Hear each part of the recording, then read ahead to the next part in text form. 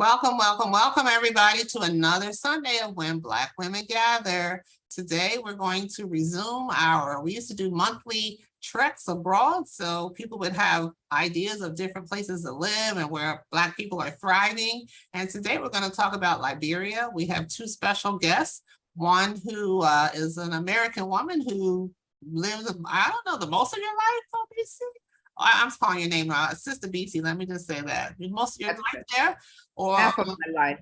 Half of her life. So she's going to talk to us about going from one side to the other. And then George, who's going to join us as soon as he can, he'll be signing in shortly. He will talk to us about being Liberian and then living on this side. And he's actually running for president of Liberia. So this is all very interesting. So sit back, relax. We're going to start with Sister Bisi, who is going to tell us about her journey. I sent you all her bio. I hope you read it. She is very exciting. She's moved, she studied, she's from Brooklyn, but she lived in, she had those earned scholarships. I hate to say one because we work for scholarships. She earned, she earned 2 scholarships, one to study in Ghana and the other in, I'm trying to do this from memory. I don't know why. I know I'm too. Zambia. Yeah, yes. And then she ended up living in, relocating to Liberia, she and her husband, and to have lived there through not 1 but 2 attempted coups. That's very daring, I'll say daring. And she started a nonprofit, and she's been at this. She has 5 children, so she's going to tell us all about herself and her work. And I'm just going to step aside and give it over to you. And thank you so much for agreeing to do this for us. I look forward to hearing about your life. Okay. There is our Sister Bisi. Thank you. And everybody can call me Oyabisi, Sister Bisi, whatever. But like Miss Higgy, I am Mrs. Ideraabdullah. I'm a married mother of 5 kids. And so I do want to show a video, Helen, if I can. I set everything up, but I just need your permission. And if it can't be gotten, no problem. We can just not show the video. No, you have it ready to go. Just go for it. Okay. Yes. You know how to share the screen and make it go? I'm gonna try. Okay. Here it is. Not a problem. All right. Can you see it? Yeah, we see it. Okay. I don't want to get cut off from you again, so I'll just screen it with the other crap showing all over the place.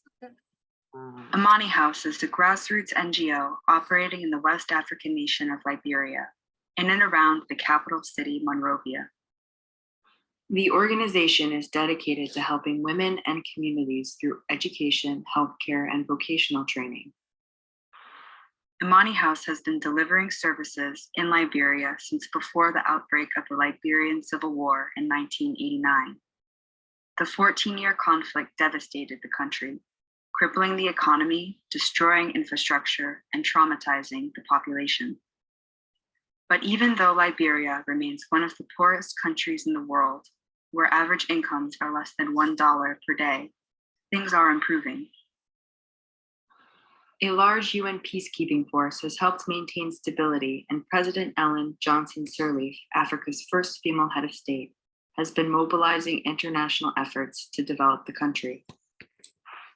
But above all, Liberians are a resilient and hopeful people who are working to assure peace and development for their country and for their children. Imani House works from within Liberian communities to help pursue these goals. Here's a closer look at its current programs.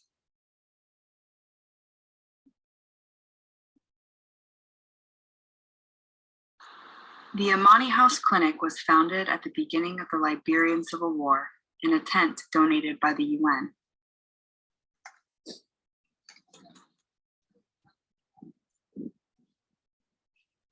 Today, the clinic offers low-cost integrated health services to the communities just north of Monrovia, with visits costing between $1 and $2 US, including checkups, injections, medication, and lab work.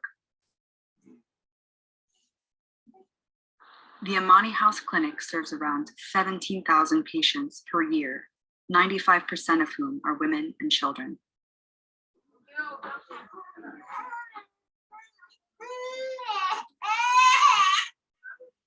Well, I brought me here because he said our treatment is very good.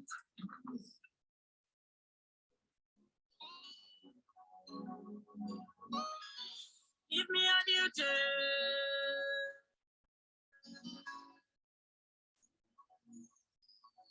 Give me a duty. I don't want yesterday.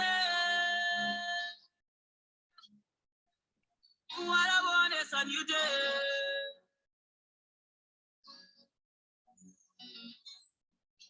Yesterday broke my heart.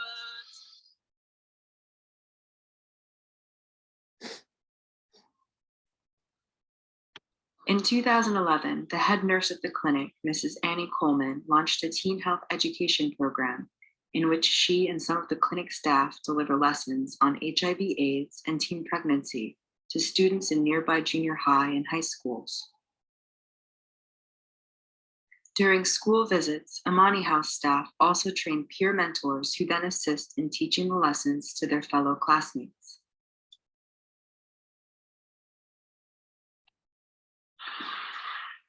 The Adult Literacy Program offers free training in reading, writing, math, and civic skills at 3 literacy sites in Greater Monrovia. Each site is in or near a major market so that market women can access them. The program uses the law-back reading method to educate adults with various levels of literacy, from those learning the alphabet to those at the 5th grade reading level. The skills market women learn in class help them as parents, as marketeers, and as informed citizens.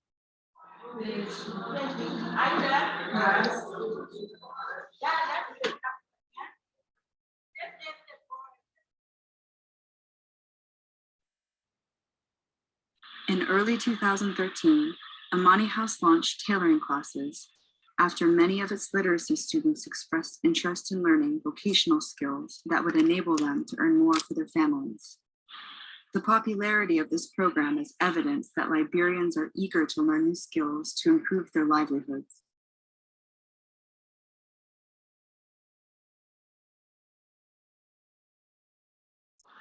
Imani House is a unique organization, not only because it has been operating in Liberia for over 2 decades, but because it works from within local communities to engage in meaningful development work that is in line with the wants and needs of the people it serves.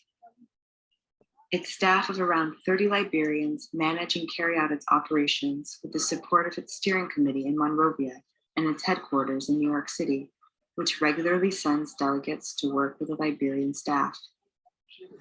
Okay, we have done that in the past. Imani House is evidence of the potential for Liberians to have agency in the collaborative development of their country through hard work, determination, and Okay, it looks like it cut off. Not sure why, but. I can feel the sissy starting to seep into my bones. I can feel. Okay, so we're back. There's more, but it's not much more. You saw most of it. I thank you for bearing patience. I just want to bring you up to date. That film was made about 10 years ago.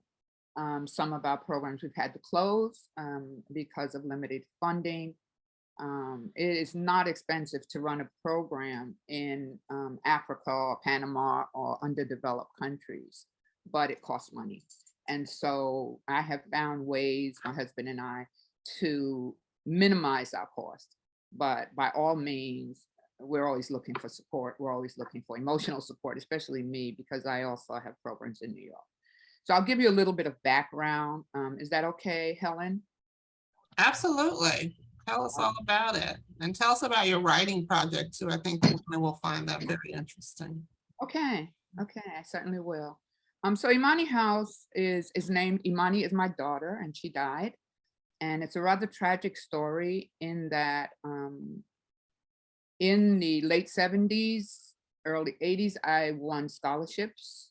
I worked for scholarships And I traveled to Africa. That was, the 70s was Back to Africa movement, Black Panthers, Back to Africa, Stokely Carmichael.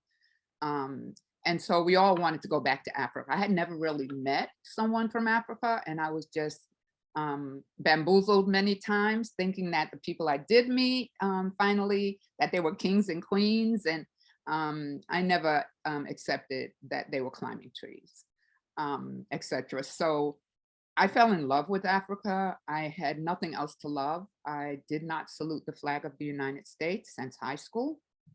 And so when I got these scholarships, I made the choice I would go to Africa. No one had gone to Africa before with those scholarships from Brooklyn College. I'm a Brooklyn College alumni. And it was wonderful. My husband, newlyweds, he joined me. And I got pregnant with my first child. And I really wanted that child to be born in Ghana, which was my second stop in Africa. But his mother got sick and we had to come back. To make a long story short, we moved to Florida. We began to have children. We had 4 children. I love kids. My plan was to educate our children. We forgot all about Africa. It's not that we didn't care, but like for most of you here, we began to think more about how our children could prosper and how our business could prosper. And we turned Miami into a very Afrocentric place, Liberty City, which had been destroyed after the death of Martin Luther King. And so we were very instrumental in that community, very welcome, very informative. We were influencers, let's put it that way. And we loved my community. I didn't think anything could go wrong. We traveled back to New York once a year in July to meet my mother and my family, and we drive all the way and stop at friends. So on this particular trip, I was 8 months pregnant. I'm very stubborn, and some people can call it stupid.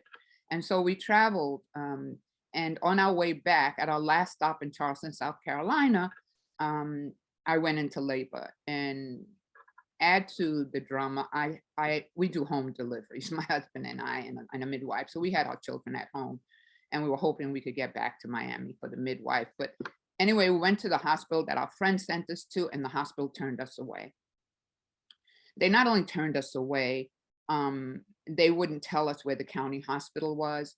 They said we had to have insurance. My husband told them we had money, and at that time we had a lot of money. We were prosperous, middle-class business people.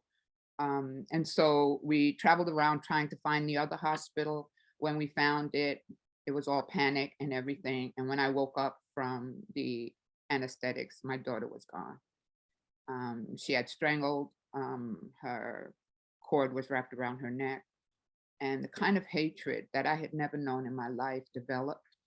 And I did not want to be in this country anymore. I could not think of raising 4 children in this country. And the only thing that we thought about was our promise to go back to Africa, and we began to prepare. To do that, we had to sell our home in Miami. We had to close our business. We had to leave our friends, and we had to go through hell to travel to Liberia. It's not an easy transition to take. At that time, we had 5 children because I wasn't giving up after losing one. And we did it. We did it. We left. It took us 2 years to unwind, and we went to New York, and we left from there. And we arrived in Liberia on November 8th, I believe it was. We were so tired because we had missed the first plane. The second plane caught on fire because it was just a mess. It was a mess. This is November, and the time change, and that some of you missed it. Well, we missed it, and so we missed the first plane. We got on the next plane a week later. That plane blew up at our window. It caught on fire. They brought us back to Kennedy Airport, and my husband said, "Oh, we can go another week." I said, "No, we can't go another week. I feel in my blood that they're going to have an attempted coup. They're going to have a coup." And so we got there, we fell asleep, we were tired, we were exhausted. And the next morning or the morning after, there was an attempted coup. And that escalated. There were murders of the opposing tribe who had the coup until we had a war 5 years later. During the 5 years, I taught at a public school, private school there. My children went to that school. I enjoyed myself. I learned a lot about the culture. I felt I was home. For one thing, if you travel to Africa, and I'm saying this for all of you, not just visiting, but really traveling and staying a while, you will realize how good it feels to have the weight of racism off your shoulders, to not be a second-class citizen, to have a place that you can identify with and people look like you or your grandmother or your relatives, and they're striving. The pictures that you saw in my video was after war. That's what it looks like. But I think George will tell you more about the history. I know a lot about the history, but I'll stick to Imani House for now. But we were immigrants, like so many immigrants. It wasn't easy to naturalize, but I did naturalize, and Liberia now has dual citizenship, which is very important for me because now I can vote in Liberia. So I'm still an American citizen. But I did not want to come back here. I tried to send my kids, and as fate would have it, the embassy tried to encourage me to leave. I had never even been in touch with the embassy. I didn't know anything much about it. But I got in that car when my kids started crying, and we had been under siege for 6 days.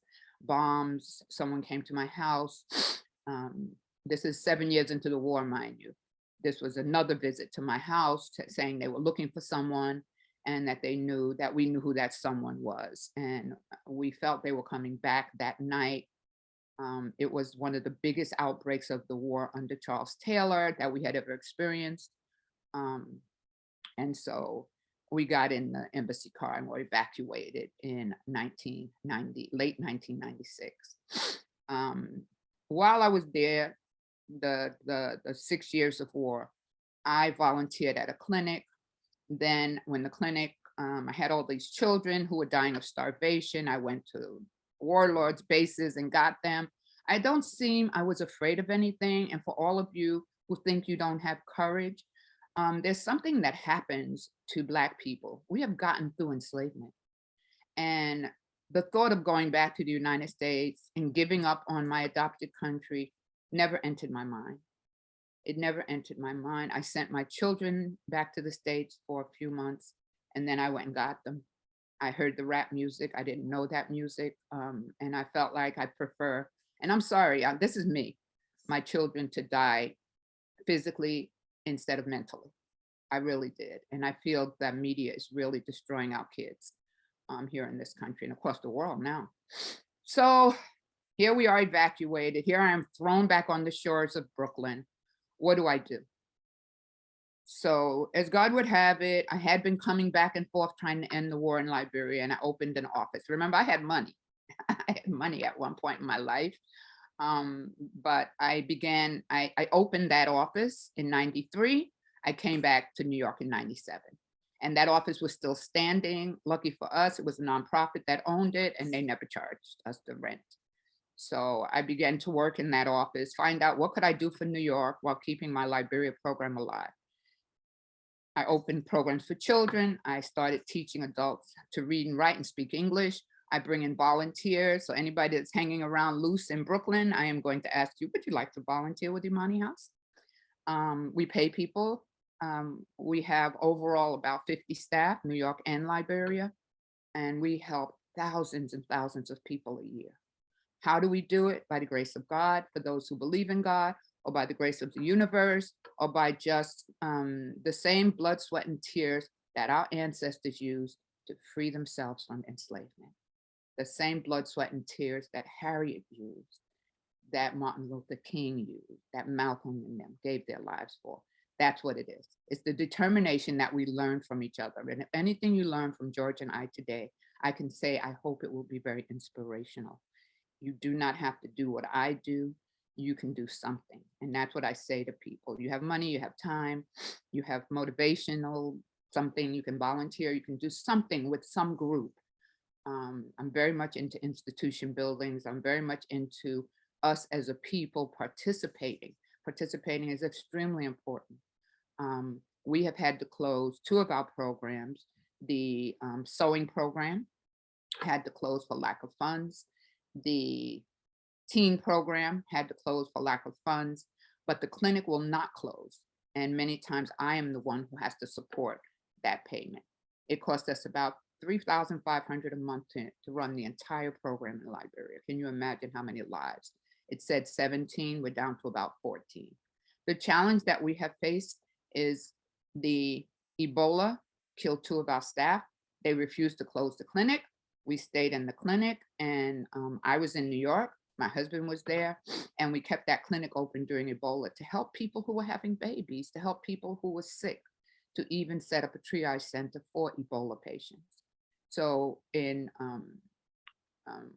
Charles Taylor was attacked, and it was Ulimo, and then they came and shot up my clinic and kidnapped 6 of my staff, and they kept those staff for 6 months. So we have been through the mill. We have been through some of everything: kidnapping, Ebola, bombings, war, threats. I don't know what else to say. I'm not asking anyone in this program to go through that, but I hope it inspires you, because I do feel, I could be wrong, but I do feel things are going to get worse here than COVID. And if you're prepared, then you will be able to ride it out. That's the only thing I can say. After seeing the last president, it was really important for me to solidify my foundation in Liberia. I think everybody could visit Liberia. You're certainly welcome to visit us. We're not rich, we're not wealthy. I've never lived on a wealthy standard, and we no longer have money. I used it all traveling back and forth trying to end the war in Liberia. But I work, and I'm paid. And so that money is saved. My needs are very few. And so, I'd love to open the floor for questions. I don't know if George has shown up yet, Helen. Miss Higgy. No, hell, he's here. Can you Okay. tell us, we're gonna come back. I'm sure a lot of people have questions for you, but you didn't talk about the writing project. Are you still doing that? Okay. Yes. When I first came back, everything I do is anointed. I'm sorry. You can believe me, you cannot believe me. I came back, I was doing adult literacy training, teaching in a conference, and I met someone who talked to me, and I talked to them about what I just talked to you about. And she said, you really should write a book.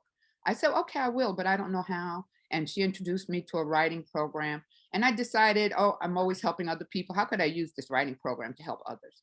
And so I created the Women of Color Writers Community. If you go on Facebook, you'll see us as the Women of Color Community or WOC Writers. I started that in 1999. I had been in the United States 2 years. It is facing 24 years, is that? I don't know, 23 years. And we do workshops. I teach people, bring in guest poets who teach them how to write poetry. Beginners, advanced, all levels of women come to that program. It is only for women of color, but it's for women of all color. So we've had Asians, we've had Japanese, but the majority African-American and Latino. I have free workshops. We just finished a workshop with Sapphire. Sapphire is the woman who did Push. The movie was Precious that was published, that came out. And she is the author behind that movie. Very famous author, but she is a friend of mine through the same workshop. So she just finished doing a 4-week session where she taught women about different styles of poetry, prose. It was wonderful. It was very wonderful. And I do that about 3 or 4 times a year with funding from New York State Department of Art, NYSCA, New York State something artists, something, but we get funds, small funds, $5,000. And I use that for the workshop. My workshop is cost. I've had the same fee for the last 22 years. But my workshop runs for 4 to 5 weeks, and it's 2.5 hours. And all of our guest poetry is 2.5 hours. I mentioned the reading earlier. I decided to use the book 1619 as a prop for some of our readers who will read at my readings. They have read at Greenlight Bookstore. We read at, I forget the other one, but it's a Latino bookstore. We have read all over Brooklyn and Manhattan. Some of the women who have taken the workshop have gone back to MFA programs. They've gone into retreats. They have published. Many of them have published. I am working on my book as well. It's called How Many Days Until Tomorrow? And it is about my journey through life, my participation in the Liberian Civil War, and my being a Brooklyn person, and how that plays out.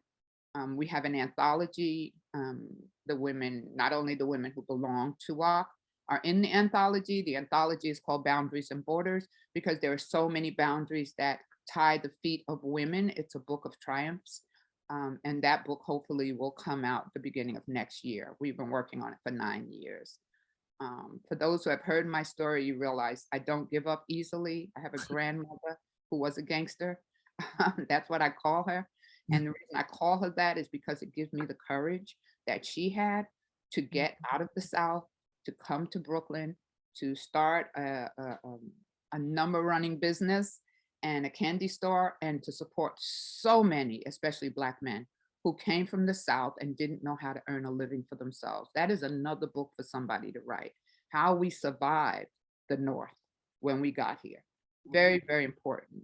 The struggles that we went through. And I had the privilege of being the only child my mother sent when my father left, of 7 kids, to stay with my grandmother. And so I'm an old woman. I was an old woman by 6 years old, because all I did was look at grown-ups and look in their mouths and listen to what they had to say and fall in love with them. You can't look any kind of way that I won't care about you. And so that's who I am right now. And the Women of Color, I'll put the link here below when George begins to speak. And I really appreciate you listening. Any questions you have, I'm open. I do want to say, be inspired, be supportive, ask for ways that you can get involved in some organization, if not mine, and see how you can make a difference. We can't keep complaining. We have to make a difference. It's going to get harder before it gets easier. And I hope everybody's getting out there to vote, okay? And so there we are. Thank you so much. Excellent, excellent, excellent. And I'm sure there'll be questions for you. So Absolutely. I think what we'll do is let me bring George on, and we can let him, hi, George. We can let him talk to us about what he's got going on, and then we'll bring you back on and we'll have questions, Q&A for both of you. Is that okay? Yes. Perfect. All right. And you are wonderful. Thank you. Thank you so much. Your story is so inspiring. And I think you got some of your grandma gangster in you. And I want to hear more about your children. You raised 5 very successful children. So there's a lot that we can still talk to you about. So let's hear what George, and as I said earlier, Sister Bisi is coming from America to Liberia, and then that's, what's the last time you've been to Liberia? You're muted. I was there last year. I ran it by myself through the computer for several years before my husband retired from the UN and began to help me. So I was going every year. It's my home. We're finishing our house over there. Like I said, I am a citizen. And so it is my responsibility. I didn't talk about the history because George is going to talk about the history, but I have my own take on the history when it comes to Q&A. And No, we how it definitely affects wanna- me as definitely opposed to how it affects somebody that was actually born there. Wow. Yeah. Definitely want to hear your history. I see your husband's on the line too. Maybe we can get him to talk to us as well. Will he do that?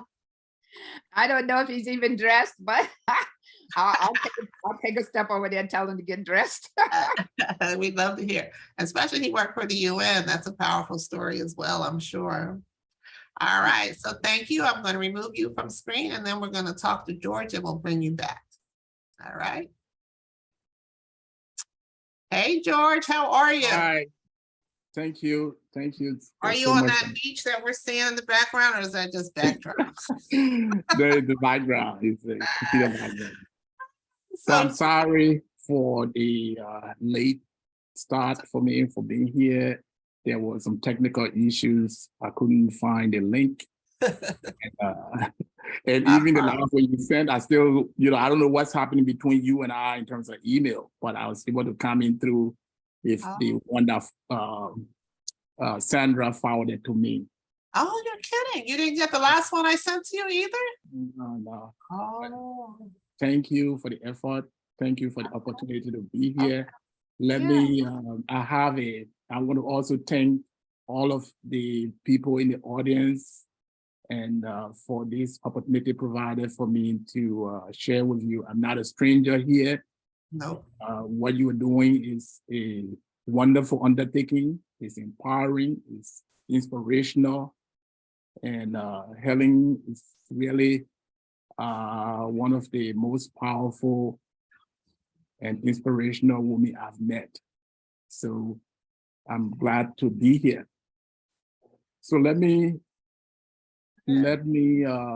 Share with us your yeah, journey. let me try to share my screen. I have a PowerPoint presentation just to guide the, my discussions, Yeah. especially Let me tell giving. you guys a little bit about George and I work together at Ramapo College. He is a professor of economics there, and was very supportive of me when I was there. So I'm happy to share this platform with him.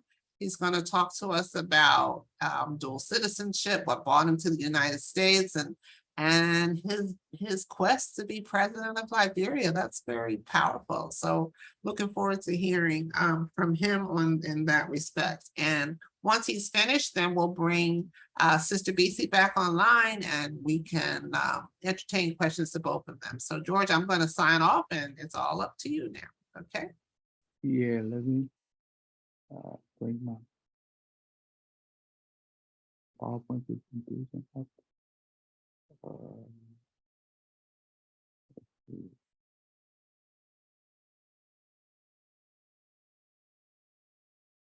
I'm trying to share my screen. Yeah. So you see at the bottom of the screen where or mine is at the bottom where it says share screen. Do you see that? Can you see my? No, I can't see your screen. Yes, okay. Let me see something.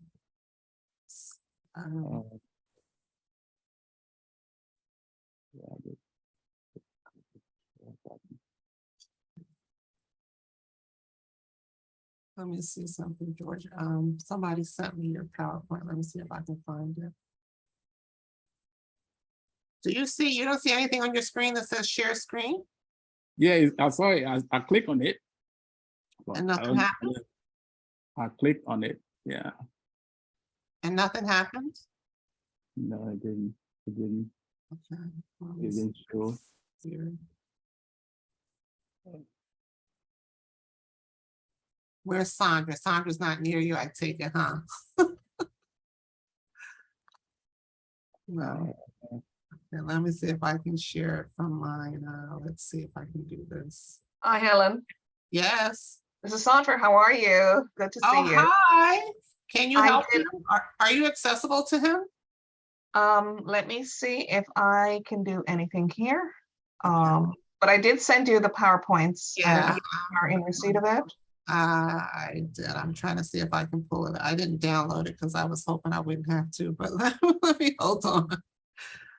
All right, let me see what I can do as well. Yeah, all right, let's see something here. Share the screen. Okay. It's always better if the person is doing it. Can you all see the screen? Do you all see that? Yes, we can see it. I can see it. So George, you're just gonna have to tell me when to change. Okay. Thank you. Okay. Okay. Yeah, so my name is George Gonpu. And as I said, thankful for this chance to speak to you. I am a Liberian. I am one of the natives of Liberia, and basically from what you might call here indigenous person.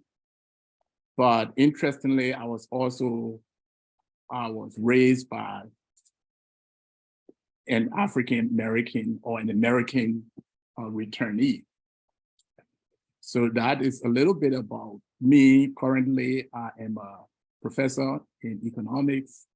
I have worked in government as a deputy finance minister for budget and had the opportunity to fight for the budget to emphasize education, to allocate funding to build community colleges around the country, because I believe that all of development is linked to education.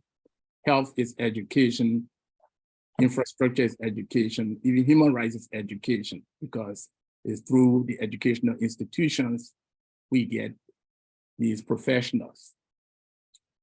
So today, my purpose here, will you move to the next screen? My purpose here, okay, yeah. So my motivation is actually to share with you some of my perspective on Liberia, some of the significant aspects of Liberian history that may not be commonly known, to also seek for an opportunity or look for an opportunity to expand my network and the network of my organization, which we'll talk a little bit more about later. I also have political aspiration. I am a candidate or an aspiring candidate for the presidency of Liberia. So I'm seeking, or I'm looking for an opportunity to get support in the form of network, in the form of ideas, and in the form of financial support as well. I also have a not-for-profit that is doing projects in the country, although it's related to my political aspirations, but it's also separate in a way.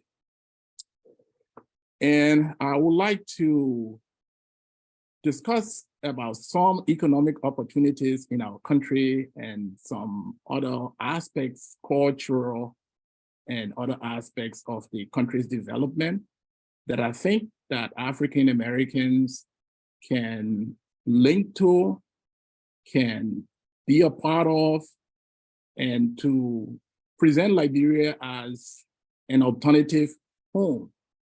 I'm one person who believes in diversification. In economics, we talk about that. And I think the same thing applies to so much in life, that we should not necessarily put all of our eggs in one basket. So it's always a good thing to have other homes or alternative homes. So basically to say that Liberia is open and is a country that was created by Black people, and it was defended by Black people, and it continues to be a Black country. And interestingly, I don't know whether you all know this, but it is enshrined in the Constitution of Liberia, which is one of the only country in the world that I know where you have to be of Negro descent, some kind of way related to Africa in terms of Blackness, to be qualified as a citizen. If you are not, you just cannot become citizen. And this is something that has gone on for almost 175 years, even though people are fighting against it, but it still remains in the new constitution as well. And to also talk about, again, the economic and investment opportunities Liberia present. Next slide, please. So there are 54 countries in Africa. As you can see, a map of Africa there on your screen. Liberia is on the west coast of Africa. It's on the Atlantic coast, as you can see. Is only around 9 hours flight from New York City. And you can see the distance right there in terms of miles. The capital city also links Liberia to the United States, in the sense that the capital city, Monrovia, is named after one of your presidents, James Monroe, who was president at the time the idea of forming Liberia, or at the time of resettling the people, Black people in America or in the United States, who were looking into going back to Liberia or who were being sent back was when during that period, James Monroe was president. So they named the capital after him. Next slide, please. Yeah, and this is the map of Liberia. As you can see, we have 15 counties. We are bordered on the west by Sierra Leone, which was a British colony. And then on the north by Guinea, the Republic of Guinea was a French colony. And on the east, there by Cote d'Ivoire, which was also a French colony. And the Atlantic Ocean is to the south, as you can see. So everything you see in the light blue, it represents the Atlantic Ocean. We have 360 miles of coastal land. Liberia has been labeled as one of the countries with some of the most beautiful beaches in the world. So it presents an opportunity for tourism. And there are also surfers who go into Liberia, claiming that it has one of the best places to surf the ocean.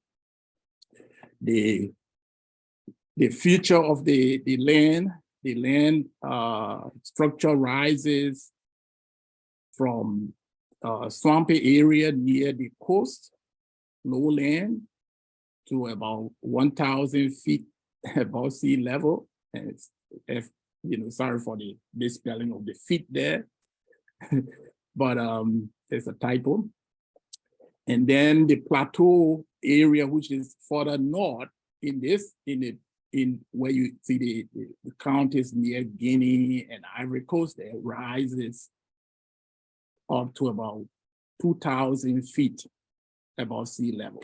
And that's where you have many of the mountains that contain iron ore and other kind of valuable minerals. Next slide, please. So in the 14th century, around in the 15th century, between 1400 and 1600 AD, the main trading activity or the main trading commodity in that part of Africa was pepper. And as you know, pepper is an agricultural kind of product, and it indicates how the people lived. They lived on the land. And because of the pepper that Europeans discovered there, and they took some of them back to Europe, the Portuguese called this place the Pepper Coast, and it also had the name the Grain Coast because of these agricultural products that this area produced. And the country that we refer to there, that I just referred to as the Ivory Coast, was Cote d'Ivoire, was called the Ivory Coast, where they obtained ivory of elephants. And then there was Ghana today used to be called the Gold Coast.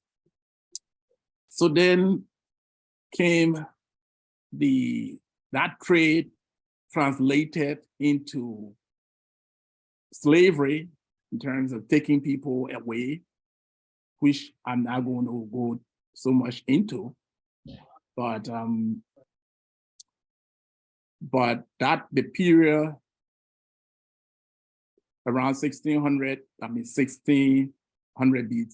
AD and forward, this trade got into this whole horrible practice of Europeans taking slaves and taking people across the Atlantic.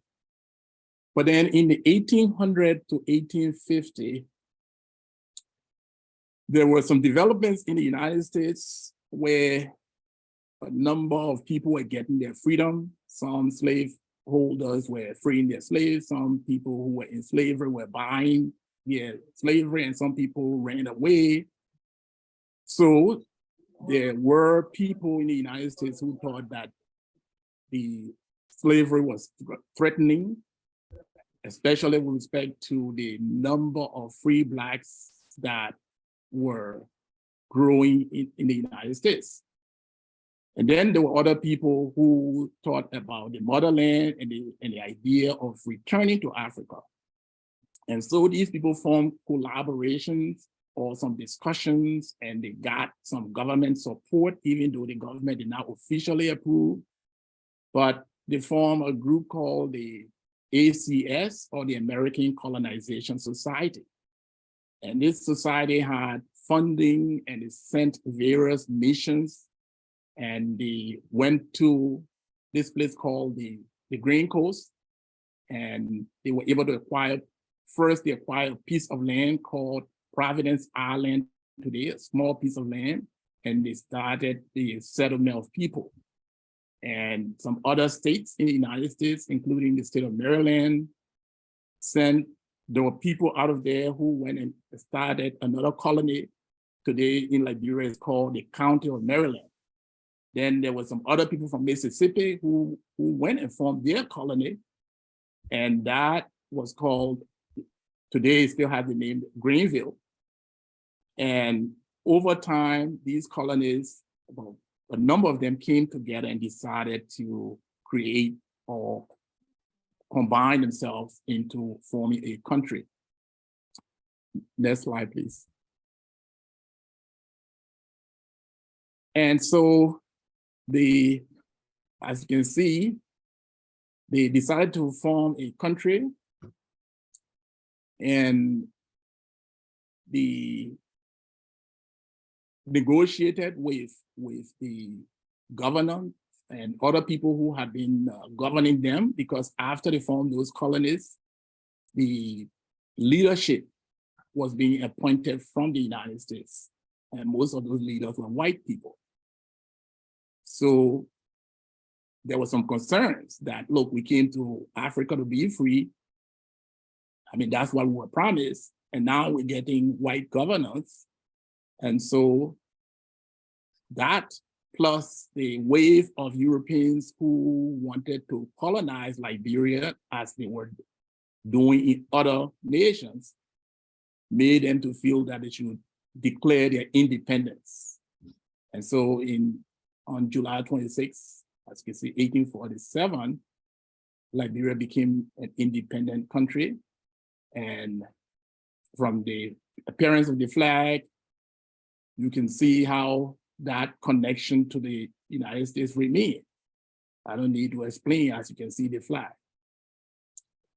And in 1917, when the US declared war on Germany in the First War, Liberia also entered the war and declared war against Germany, even though it was a small country and did not even really have the military to do so. But I believe they have done so to express their solidarity with the United States and to join the Allies. But that cost Liberia, because Germany was Liberia's largest trading partners. And the history shows that 75% of all of the ships that came to the port of Monrovia in 1912, around that period, most of them were coming from Germany. So declaring war on Germany was a big thing. And the German lost their investments because the Liberian government seized it. And because of that, there was a blockade of Liberian port, and Germany even attacked Monrovia in response. And Then the war ended, and during the interwar years, there were real problems because now all of these trading relations have been destroyed. The economy was weak coming out of the war. And so Liberia began this whole process of borrowing because the economy was not really performing. So then they decided to go out to borrow, and they borrow about $1.7 billion from European bankers, American bankers. It was a syndicate of a group of banks, including Dutch banks, British banks, and American banks. And then the Dutch brought the French in to represent them. And then they took this loan. But with that loan, the requirements under the loan was that they had to give up some of their power. So for example, the agreement under the loan was that the custom revenue would be collected by someone they appointed. So the President of the United States appointed the custom director of Liberia to collect all custom revenues, and from that revenue, make payments on the loan and all of that.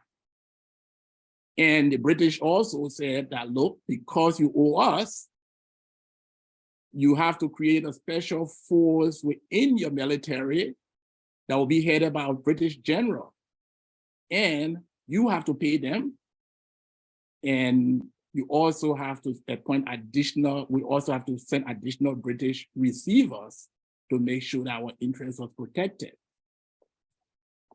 So then the interest in the United States regarding the need for the United States to not just depend on British sources of natural rubber, which was really important for industrial development, led to the idea of Firestone coming with the idea of Liberia being a place where a rubber could be grown after they'd done some tests on the soil. And so it was suggested that instead of owing the British, and even before that, the Garvey movement, where the Garvey movement came in, was this whole idea of Liberia being so indebted to these European countries was undermining the idea of Black liberation, Black freedom. So then his organization, which was formed in New York, decided to raise money to help Liberia, to relieve Liberia of its debt, and to also ask for a location in Liberia where they could go and get established and make a home. And the Liberian government agreed, but then because of the movement relationship here politically, for some reason that whole arrangement, which looked really good, that Liberia is going to be debt-free, did not work out. In the last minute, the government canceled the agreement and said, basically that they did not want to participate in the kind of conflict that the Garvey group was involved in. So Firestone came in as a rescue to then pay off Liberian debt, and then got a concession agreement from Liberia for 100 years with 1 million acres of land. So Liberia started planting rubber and became, and till today, I think it still has the largest rubber plantation in the world.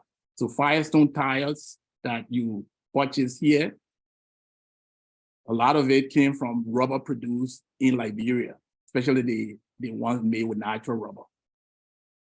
So then this was the situation, and Liberia went into the Second War.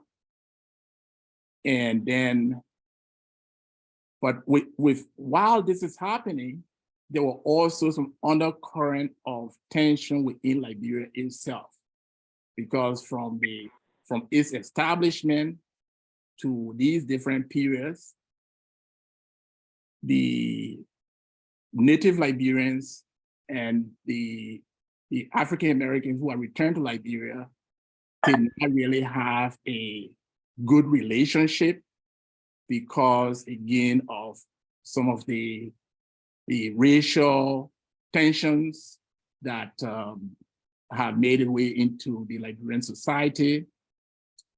And the native population really felt alienated. So these things led to tension and tension in the economy, inequality. And so this led to this military coup that happened in 1980, horrible as it was. So many people lost their lives. Even the president of the country at the time, I had an opportunity to meet with him twice. And I was a student at the University of Liberia at the time and was selected to travel with him in March of 1980. So we spent time together talking about the country, talking about the future of the country. And I thought he was one of the progressive presidents. And after we returned from that trip in March of 1980, in less than 30 days, this military coup occurred and he was, assassinated, and so many of his cabinet ministers were executed. So the tension that developed never really resolved.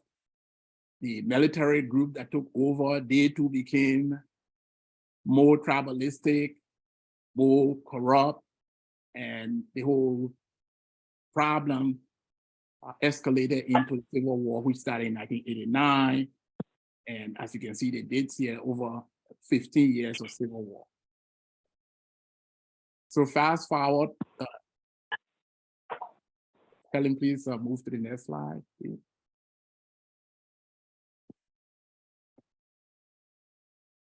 Yeah, so in terms of the Liberian economy, as you can see, it's around $3.4 billion in total GDP output. The average income per person is quite low, as you can see, $673. The currency, we are one of those countries that use dual currency. We use the US dollar as legal currency and also use the Liberian dollar. And you see the exchange rate there. And in terms of what we produce, what Liberia produces and export, we are big in gold, iron ore, rubber, logs, palm oil, cocoa, and coffee.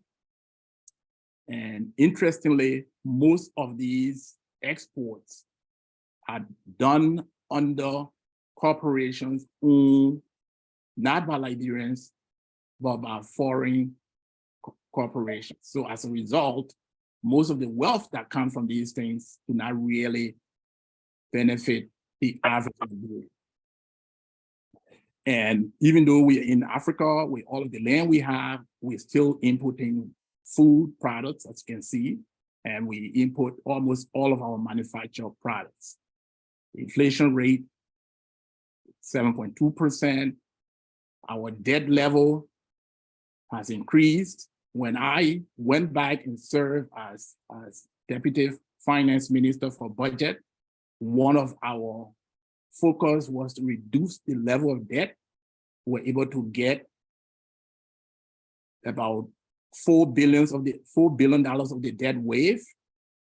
The debt level was down to around $500 million by the time I left. And now the debt level has gone up again. It's now 53% of GDP. So it is getting to a really scary place again. Next slide, please. So in terms of my aspiration and intervention, Liberia, because of the way it has developed and because of what it has been through, it has so many challenges at the moment. The institutions, educational institutions, have been destroyed and they are gradually rebuilding, but the quality is still very low. The health institutions are quite weak. The infrastructure is still underdeveloped.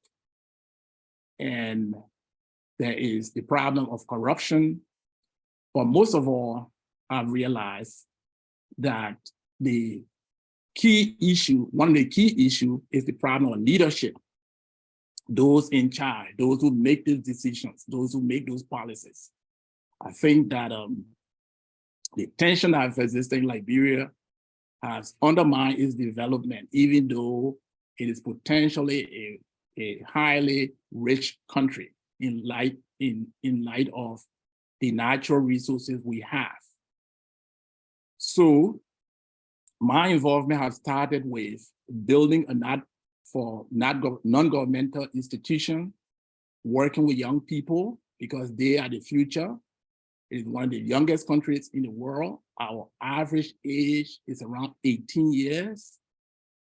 And I have been quite involved with them in after-school program. And in recent times, I have launched an educational support program. We have a GoFundMe project that targets fundraising of $290,000 in order to buy reading material to promote education in the country. And from the funds that I've raised so far, I have just purchased 200 copies of a children's book, which the government has said is one of the best books they've seen, and they've approved this book. In fact, the author of the book is here tonight. So I hope that she will make some kind comments to encourage this project.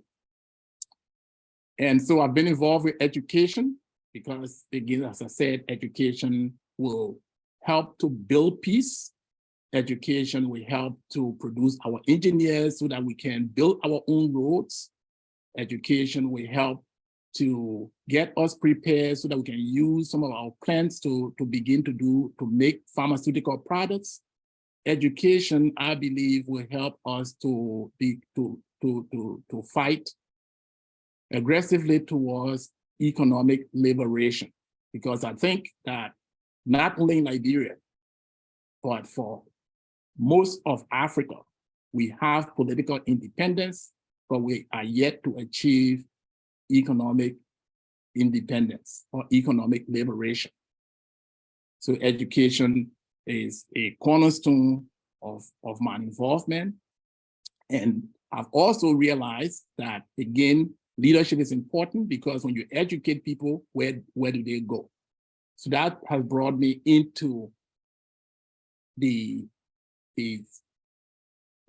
desire, or has raised my desire to lead this country politically, to launch my candidacy for the presidency of the country. We move to the next slide, please.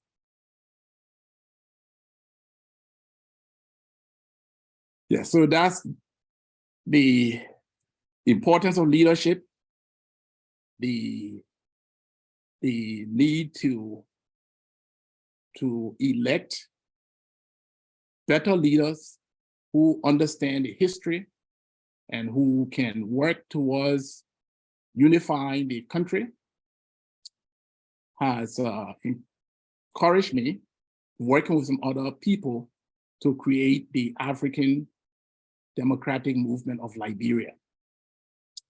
And this movement is incorporated in the state of New Jersey as a not-for-profit 501c3 organization, so that people who support it, as we are requesting, can get tax-exempt deductions.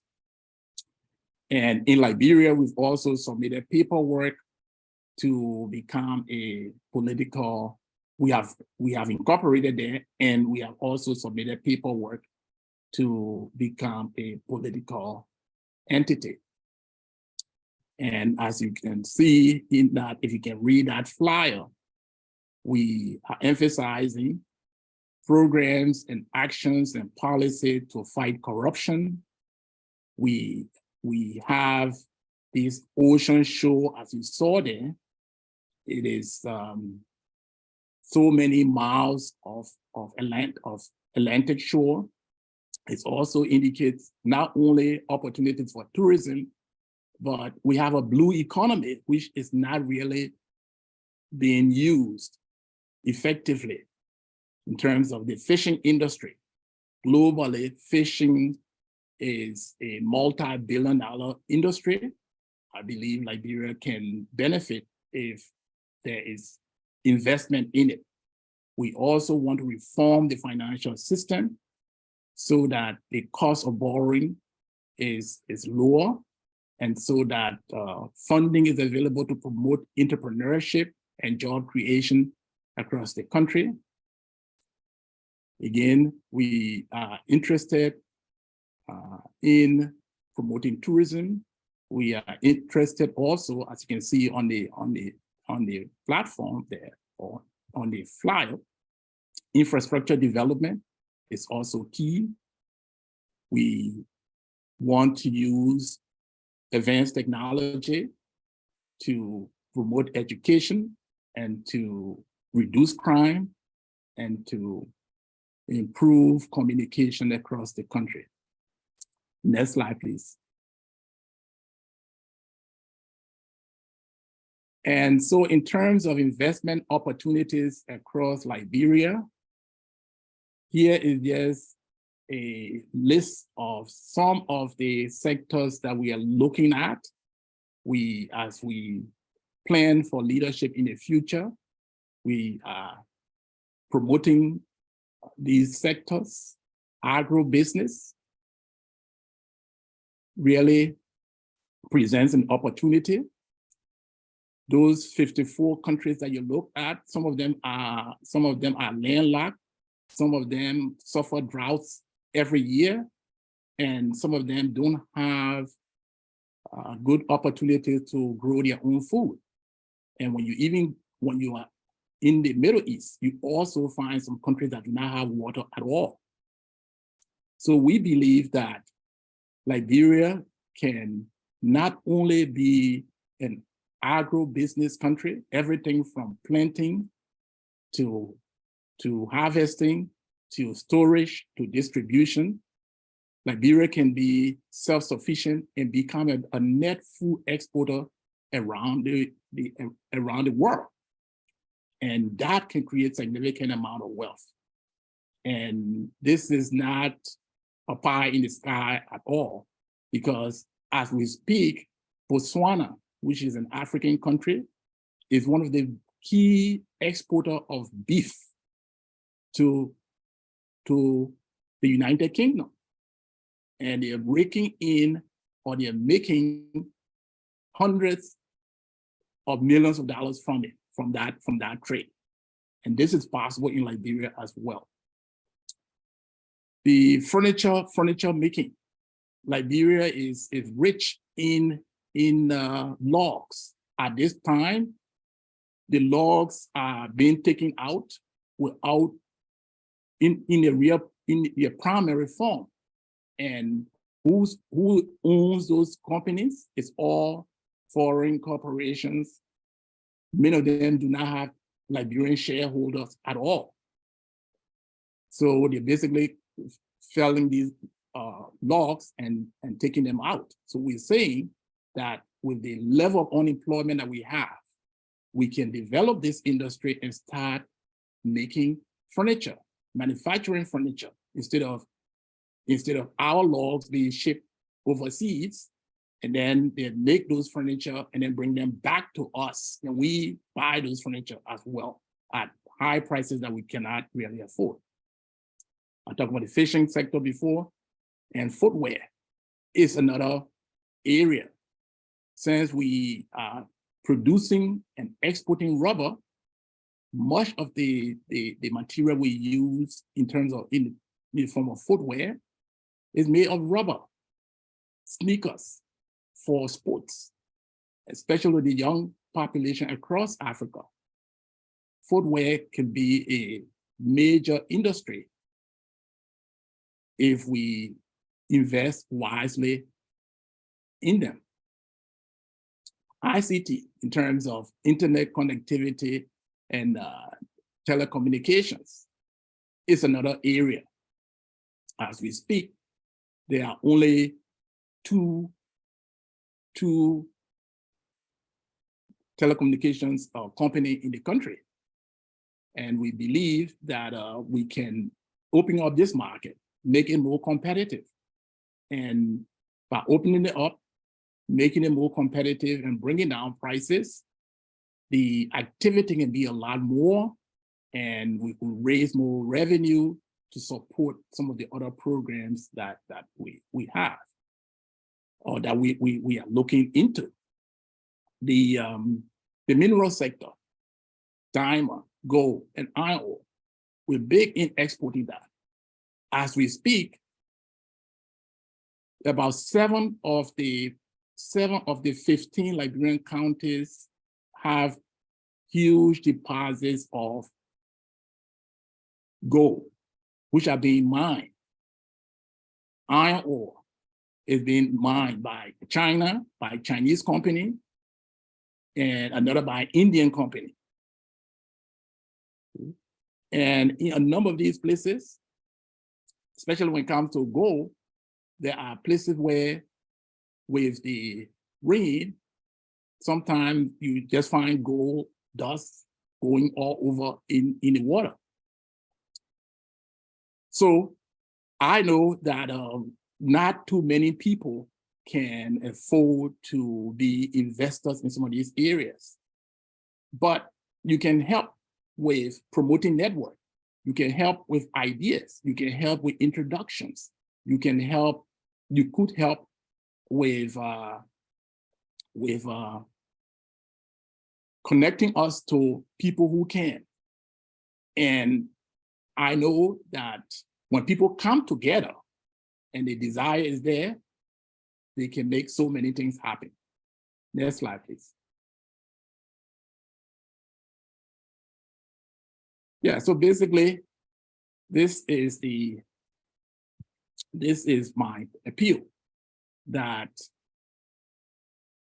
I want to be president of this country because I have had the blessings of being educated.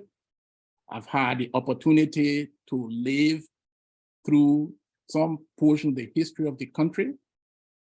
And I have ideas on how other countries have developed. So this is our story. And we believe that your community, the African-American community, giving our history, giving our connections, giving your power and your own abilities, you can help us. You can collaborate with us as we try to rebuild this country, as we try to promote unity, and our success will be your success, because this is something that our forefathers struggled for, sacrificed for, with a dream of bringing genuine freedom and liberation. And so we are at a point where the migration in flight of the bad economic situation is basically turning this country over to the Chinese and turning it over to other Asians who are basically coming and dominating the economy. And when they dominate the economy, they can also decide who becomes what. The only thing that has protected us is the restriction in the Constitution. But we have to get moving, and I believe that we can rebuild Liberia. So thank you.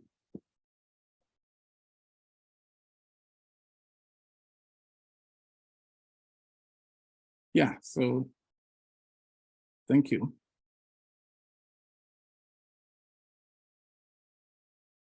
Thank you, Helen. Okay, I'm sorry, I was trying to find myself. Hey, George, thank you. That was great. A lot of information there. And, you know, kudos to you for having the aspiration to want to lead your country. I think that's beautiful. So I'm going to add myself to the screen and we're going to open it up for questions. There were a lot of questions in the chats, so we can talk about them as well. George, when's the last time that you were in Liberia? I was there in March. Okay. I was there in March and I had an opportunity to go to different parts of the country where my supporters are organizing. I went to Grand Bassa County. I went to Mangibi County. We had some town hall meetings in Maserado and up in Nimba as well. Okay, cool. Yeah, thank you. Sister Bisi, can we bring your husband on screen? Did he want to talk to us too? He actually doesn't. Oh, okay, that's Had fine. a call with Liberia and he's still in the call. Probably just, yeah. I see That's now. how we run things. He's leaving in 2 weeks for Liberia. to go. Okay, Yeah, he stays quite a bit. I did want to add a couple of things yes, please.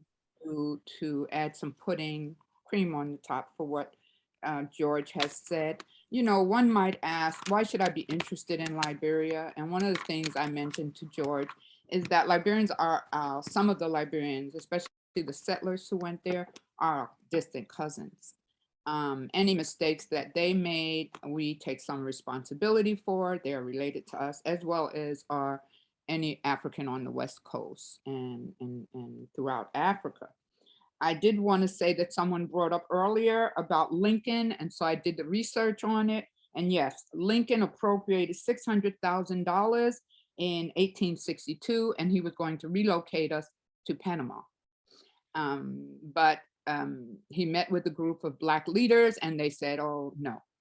They said no, and then of course the Civil War came about. I wanted to add that.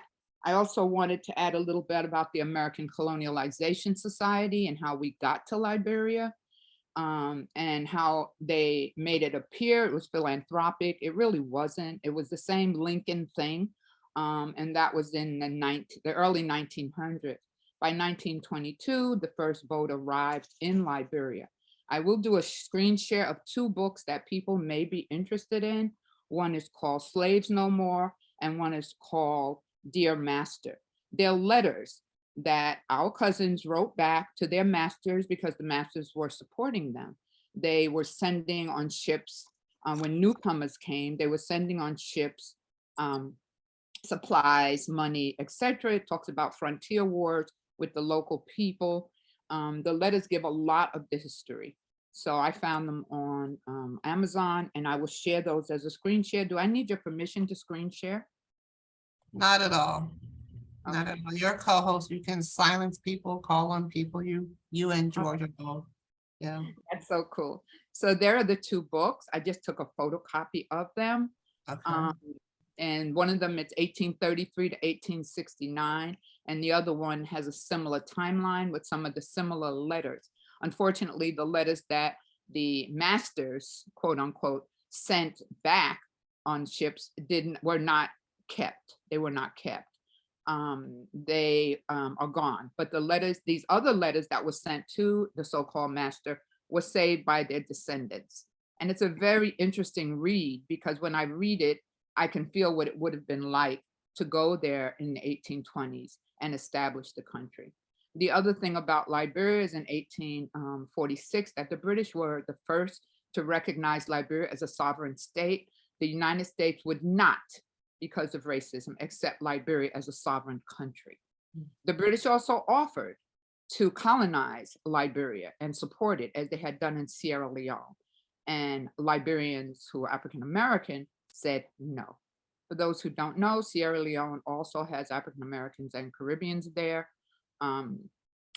There are other African-Americans who took boats to Liberia and delivered some of us there. And so that's also interesting to know. And one lady that I invited today, she has moved back to Liberia I don't think she could make it, but she did a story. Some of our states, I mean, some of our areas, we have Virginia, we have, she was in one area where there were signs of, that reflected the names of some of the African Americans that came back. And so repatriation, as it was called, was held by many. Some of the reverends, there was a reverend of the AME Church who wanted to go back. He did set up some churches in Liberia. So Liberia is really home for sharing.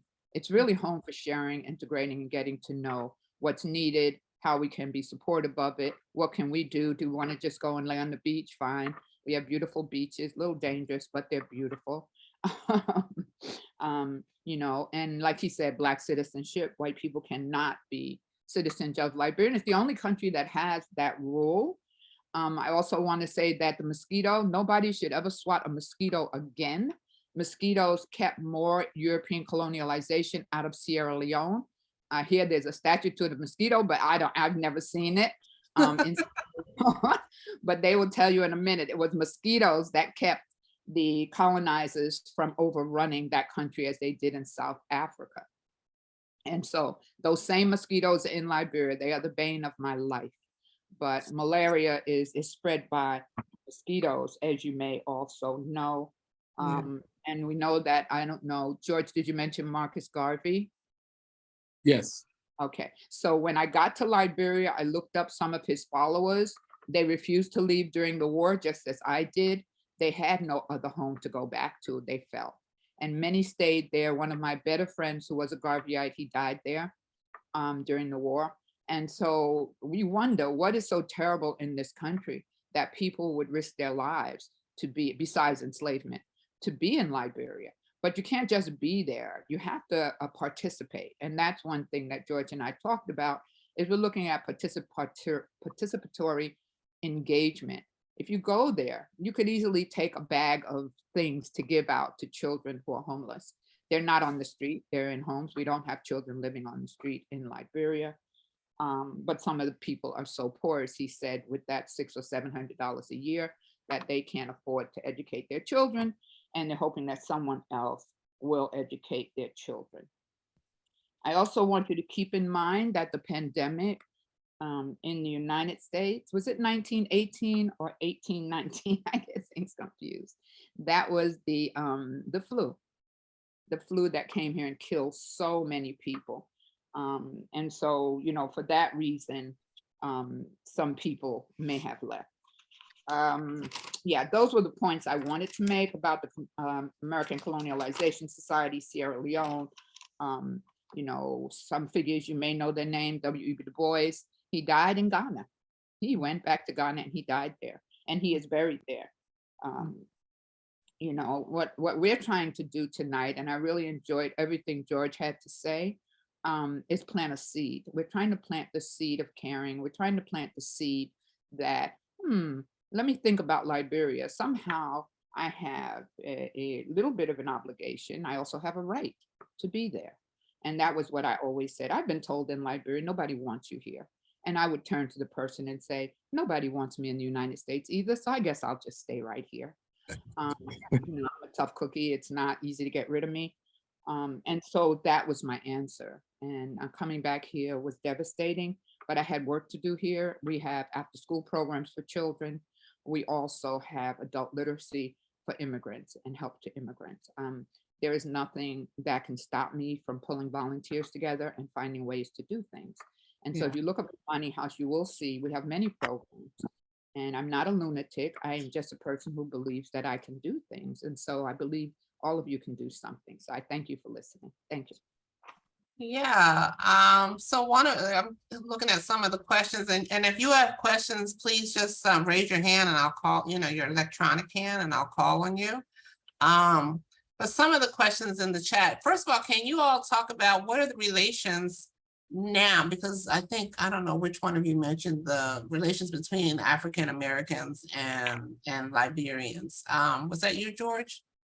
What is the status of that now? Maybe you can address it, Sister Bisi. It varies just like here. You could ask me that question, what is my status with New Yorkers and me? Right. If I know somebody, it's good. If I don't know them, it's not. I have preconceived notions, as do many European Americans have preconceived notions as to who we are. There can be some envy, skin color, access, the fact that you have an American passport and you have access to go and come easily. I have money and I can't get a visa to go and come easily. Education opportunities. People wonder why anybody would want to move to Liberia when you have so many opportunities here. I've been asked that so many times. But let me talk about my children. You asked about my children. So we left mainly to keep any of my other children from dying at the hands of the United States or being victimized. Went to Liberia. We didn't leave during the war. They went to school. We didn't have books. We didn't have paper because the war was going on, keep in mind, for 6 years. And these are young children. So they grew up there. I had 2 graduates. And my children are now scientists, engineers, genetic scientists at the University of North Carolina, a pediatrician in Alabama, a rocket scientist, aerospace engineer, and with Boeing in Missouri right now. I think Minnesota or Missouri one, they moved him. My middle son is in the Coast Guard. He just retired. He owns 2 homes. And my youngest son is the prodigal child, but he's working in human services here in New York. So I saved them. They were never second-class citizens. Liberians never looked down on them. They integrated with the children in the schools that they went to. And as far as they was concerned, we fought to stop people from calling us Negroes. So that was a fight, George. But at the same time, you know, they integrated right in, and, you know, they speak Liberian English. They love Liberia, but there's no infrastructure to support what they do in Liberia. And that's so disappointing to me, because my objective was to build a home and purchase property, and so they could go back. Yeah. Yeah. George, the flip side Yeah. of that question, what's it like for you here in the United States? And is there a large Liberian community here? Oh yeah, there is a huge Liberian community. The United States has one of the largest Liberian community outside of Liberia. They're in Staten Island, they're in Philadelphia, they're in Minnesota, Minneapolis, Atlanta, Georgia. They're all over. The interesting thing about Liberia and the relationship between Liberians and African Americans. Okay. And that question may have 2 parts in terms of the African Americans over there and the African Americans here. But in general,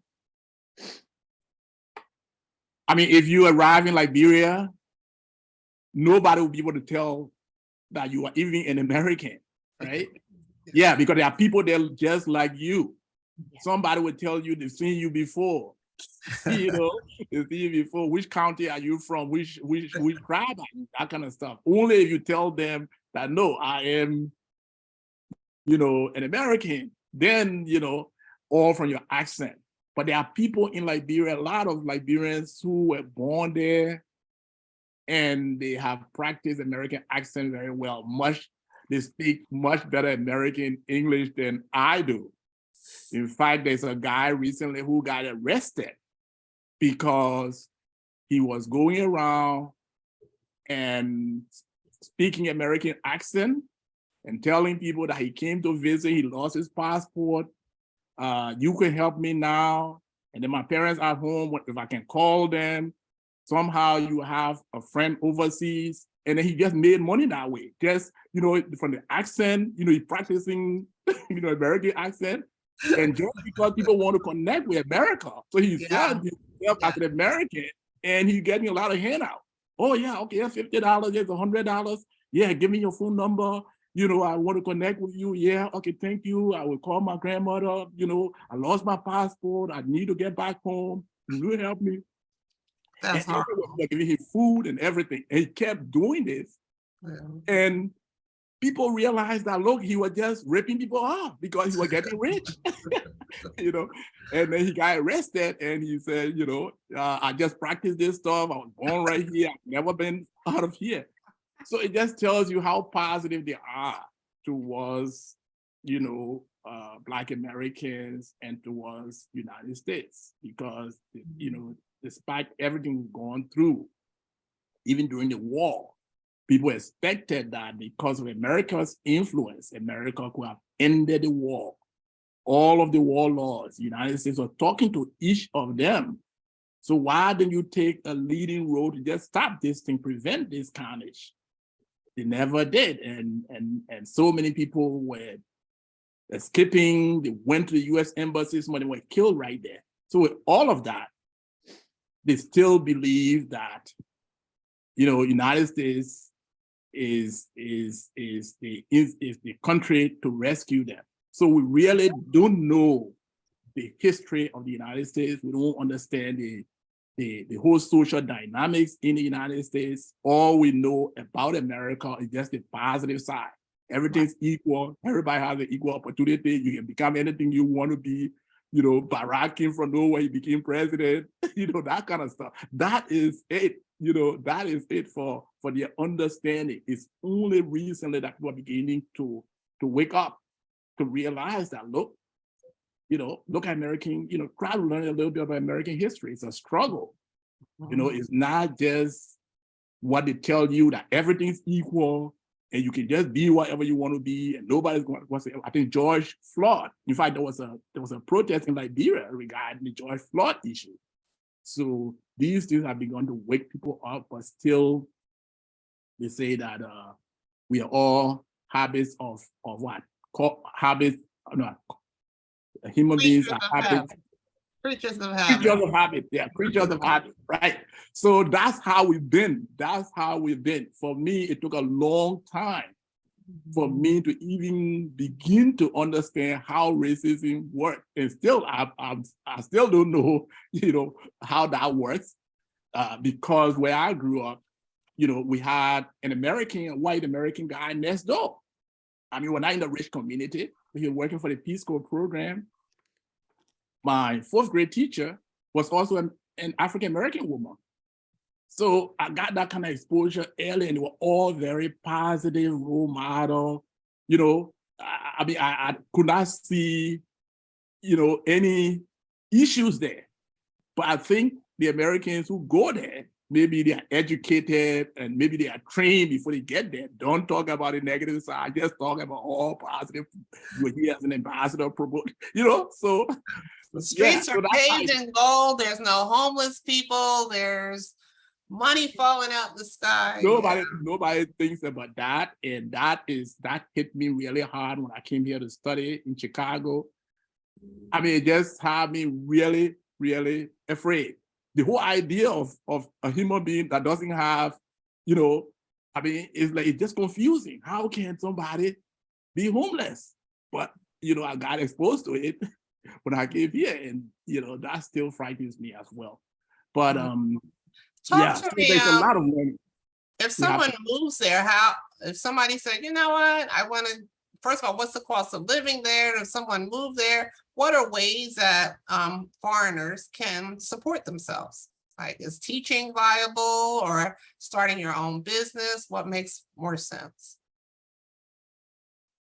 Well, the Liberia has, anything you're interested in that can make a difference in terms of helping people can be an opportunity to make a living, especially if you are skilled and educated, or you have technical skills.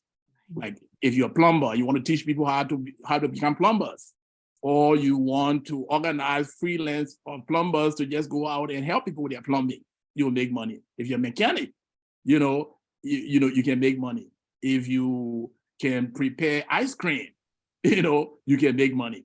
So you really don't have to work for people if you have skills. And people who are even coming from the outside have better, have better opportunities. Because like if you if somebody moved to Liberia with $5,000 or $10,000, okay? That $10,000, if you know how to spend it and know how to invest it, it could grow. That is how the Middle Easterners, the Lebanese, are getting ahead and have practically taking over the economy, the Indians and so forth. And for me, if I take $10,000 in, it will be more difficult for me to live on $10,000 or to even invest it as I've tried to do. Why? Because I'm culturally connected in the sense of our extended family system. It works in such a way that if you have $10,000, if I went in with $10,000, in fact, right now from where I sit, I have to send money almost like every day. Somebody get into an accident, somebody's hungry, somebody this and that. And that's expected within the culture. But then if you are a relocated person, that expectation is not there, that you have to do this for them, or that, you know, what you have is owned by them. No, they know that boundary. But for me, they don't know that boundary because that's how African culture is. It's collective ownership of whatever you have. You see, so that is the difference. I think in terms of cost of living, you know, $200 to $300 a month could get a very nice apartment with electricity and water. And yeah, so you can easily live well on maybe $4,000 a month if you want to live well, like you're living here. But if you want to live at the Liberian level, then, you know, I think,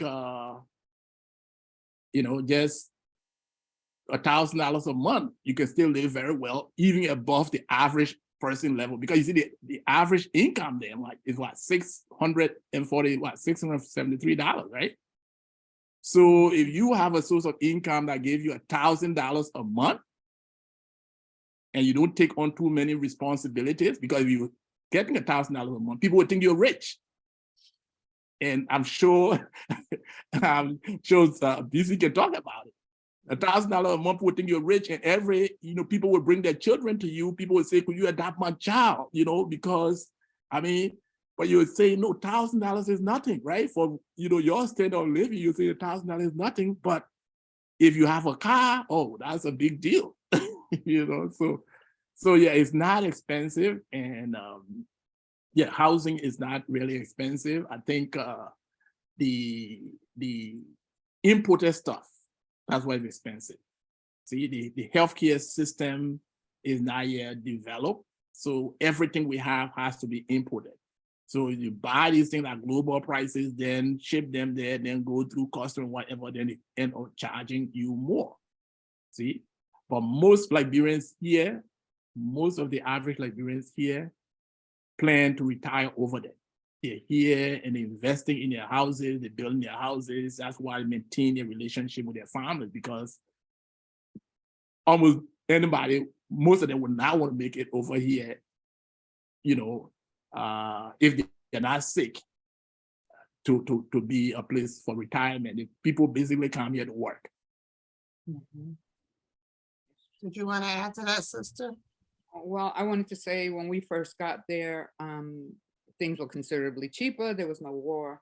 The coup was squashed very quickly. And so we were able to live on considerably less. I think it is important, if someone is going, to know somebody. We did know a Senegalese family that helped us through immigration, for instance. There are certain things you have to know how to do. You can't just walk into a country as a visitor and stay. You have to have a visa, either a work visa or a visitor's visa. An immigration visa is next to impossible to get. Ghana has opened the doors to that. And Liberia, this year, 2022, was supposed to be the year of return. In other words, it was supposed to accept people who had been enslaved returning, but there wasn't much publicity except the name. And so I wasn't able to promote it because I didn't have enough information. But with Ghana, you go there, you say you want to return, and they'll start working with you to get you a visa and a passport, something they didn't do in the past. And that's how we ended up in Liberia. But George is right. If you want, and I always tell people, if you want to leave, you can live At any level you want, anything you possibly could want, you can get there. Things are a little different since the war, but things are still very accessible. I think you have to come with a certain mindset though. Liberians are very proud. They're very proud. They stand up for themselves. Good sense of humor if you build a relationship, and very sympathetic. Like George says, the guy was Liberian and he was being helped because they thought he was an African-American because he had that accent. And I'm telling you, if I went out on the street and anything happened to me, everybody on the street would help me. I don't have to worry. I won't be laying there dying. We had a case during the war where we had things in the back of our pickup. Some rogues, which are thieves, came and grabbed those things. The way people ran after those rogues and began to beat them, it made me very sad. But the people who were beating them, we had what you call instant justice at the time. They told me, drive away, drive away, drive away, go, go. And they took care of the rogues. They didn't kill them, but they did put a beating on them, a really bad one. And so it's different. You know, we do have corruption, which is something that wasn't answered today. You do have to know people who can show you the ropes to avoid you from being frustrated by it. People are poor, police are poor. The government sometimes doesn't have the money to pay its workers. The students are constantly unhappy because they, you know, can't have what they want, just like students here, or they want to lower the tuition fee when the government raises it. Right now, we have a little bit of a crisis about rice, but it looks like it's trying to get cleared up. You need to really be realistic about it. And so, you know, Liberia is not a needy country. Liberia is a rich country, very, very resource rich. Diamonds, gold. I mean, he mentioned that we have high grade mahogany, beautiful wood. The rubber plantation is, for the first time I'm hearing, maybe gonna make rubber bands. George, you can you can fill me in on that. Firestone is no longer owned by an American corporation. I believe they are Japanese.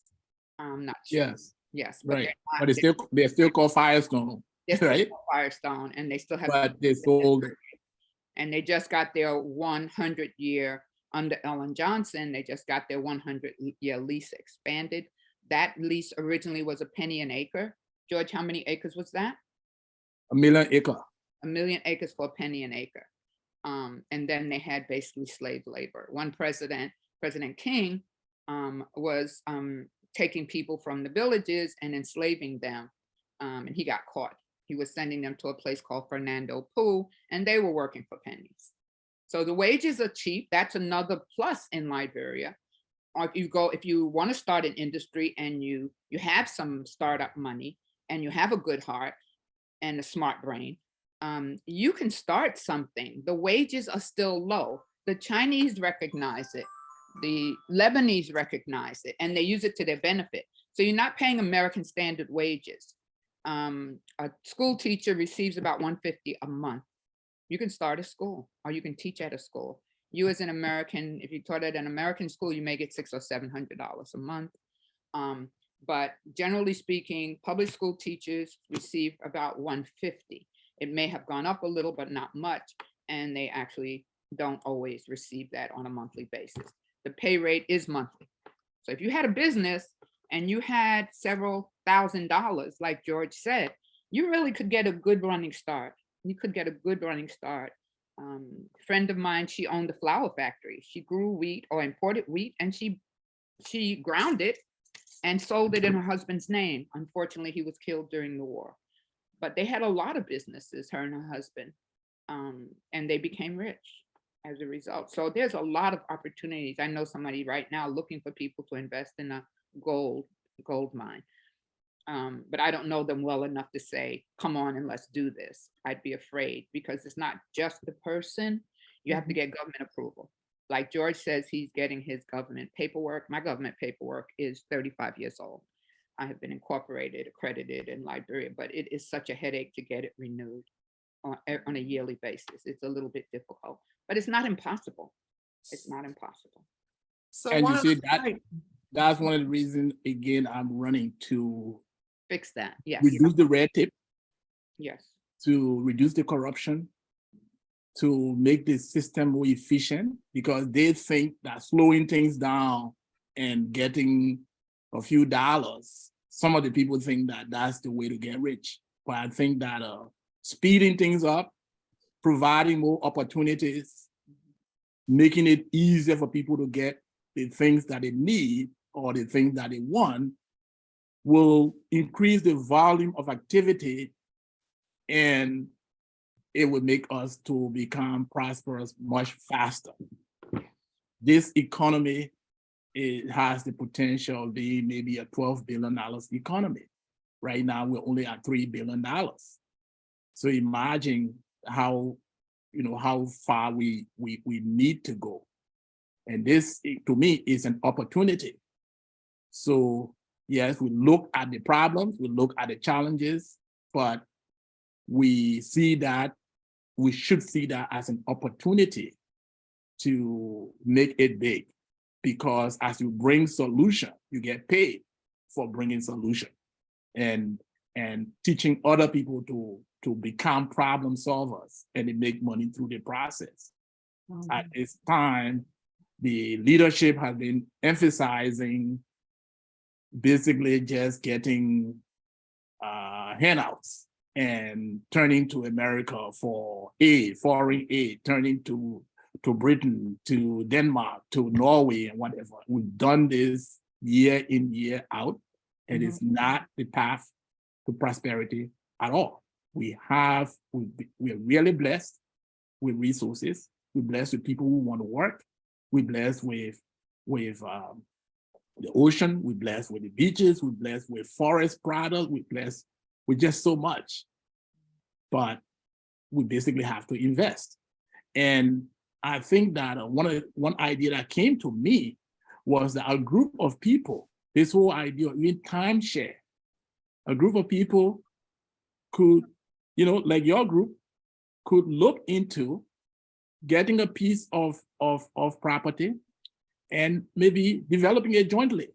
So even if you don't move there, and people can take turns and make a timeshare. So the Airbnb is there now. Mm-hmm. People are renting their homes, and they're on. The last time I went, I have people in my house, and it still need some work. So I decided to stay at one of them. So if a group of people did something like that, the land is not that expensive. I was able, from here, I was able to buy an acre of land. I was able to fence it in and build a home on it. A group of people can collaborate and do that as a group or as an organization. And anyone who has the time, go there and spend a week or spend 2 weeks, and then another person, whenever you have the time, or a group of people go and spend 2 weeks and see what it's like. And it can also be rented. And the people who manage that kind of property for you get an opportunity to make an income. And those who put their money in also have an opportunity to make money and also have a vacation home or something. So that's... Your friend Eduardo wants to know what's it costs to stay there on vacation for a month. A month? Yeah, to stay on vacation for a month. Again, it depends on where you want to stay. On the beach, of course. Yeah, if you want to. Yeah, on the beach. On the beach, I think the beach properties, the rooms are going maybe $100 or $150. Night. Something like that. Depends on where you are. But yeah, look up. Interestingly, again, I wish that some of us own these things. From the beach properties that are inviting tourists, ecotourism, and whatever, they're owned by Lebanese. You see? And they're not richer. A lot of them are not richer than you and I, but they just find a way to develop appropriate networks. That was one of the other countries that, one of the other questions someone had when you're talking about, they asked, I don't know where the question is, but they asked, are the Europeans owning the beachfronts, and who's owning the major property there? Yeah, so the Europeans, the Lebanese, the Indians cannot become citizens but they love it there. So they find all kinds of ways to stay. And it gets painful sometimes because some of them have their children there. They do everything. They speak the accent. They go to the schools and whatever, but they cannot become citizens. So it's just a big problem. There is, I know an American family out of Virginia. They've been there since the 70s. I knew them when I was in high school.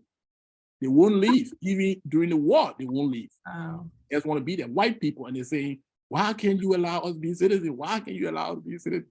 But, you know, so they find ways to own property. So for example, they can go through a Liberian and maybe buy land through that Liberian.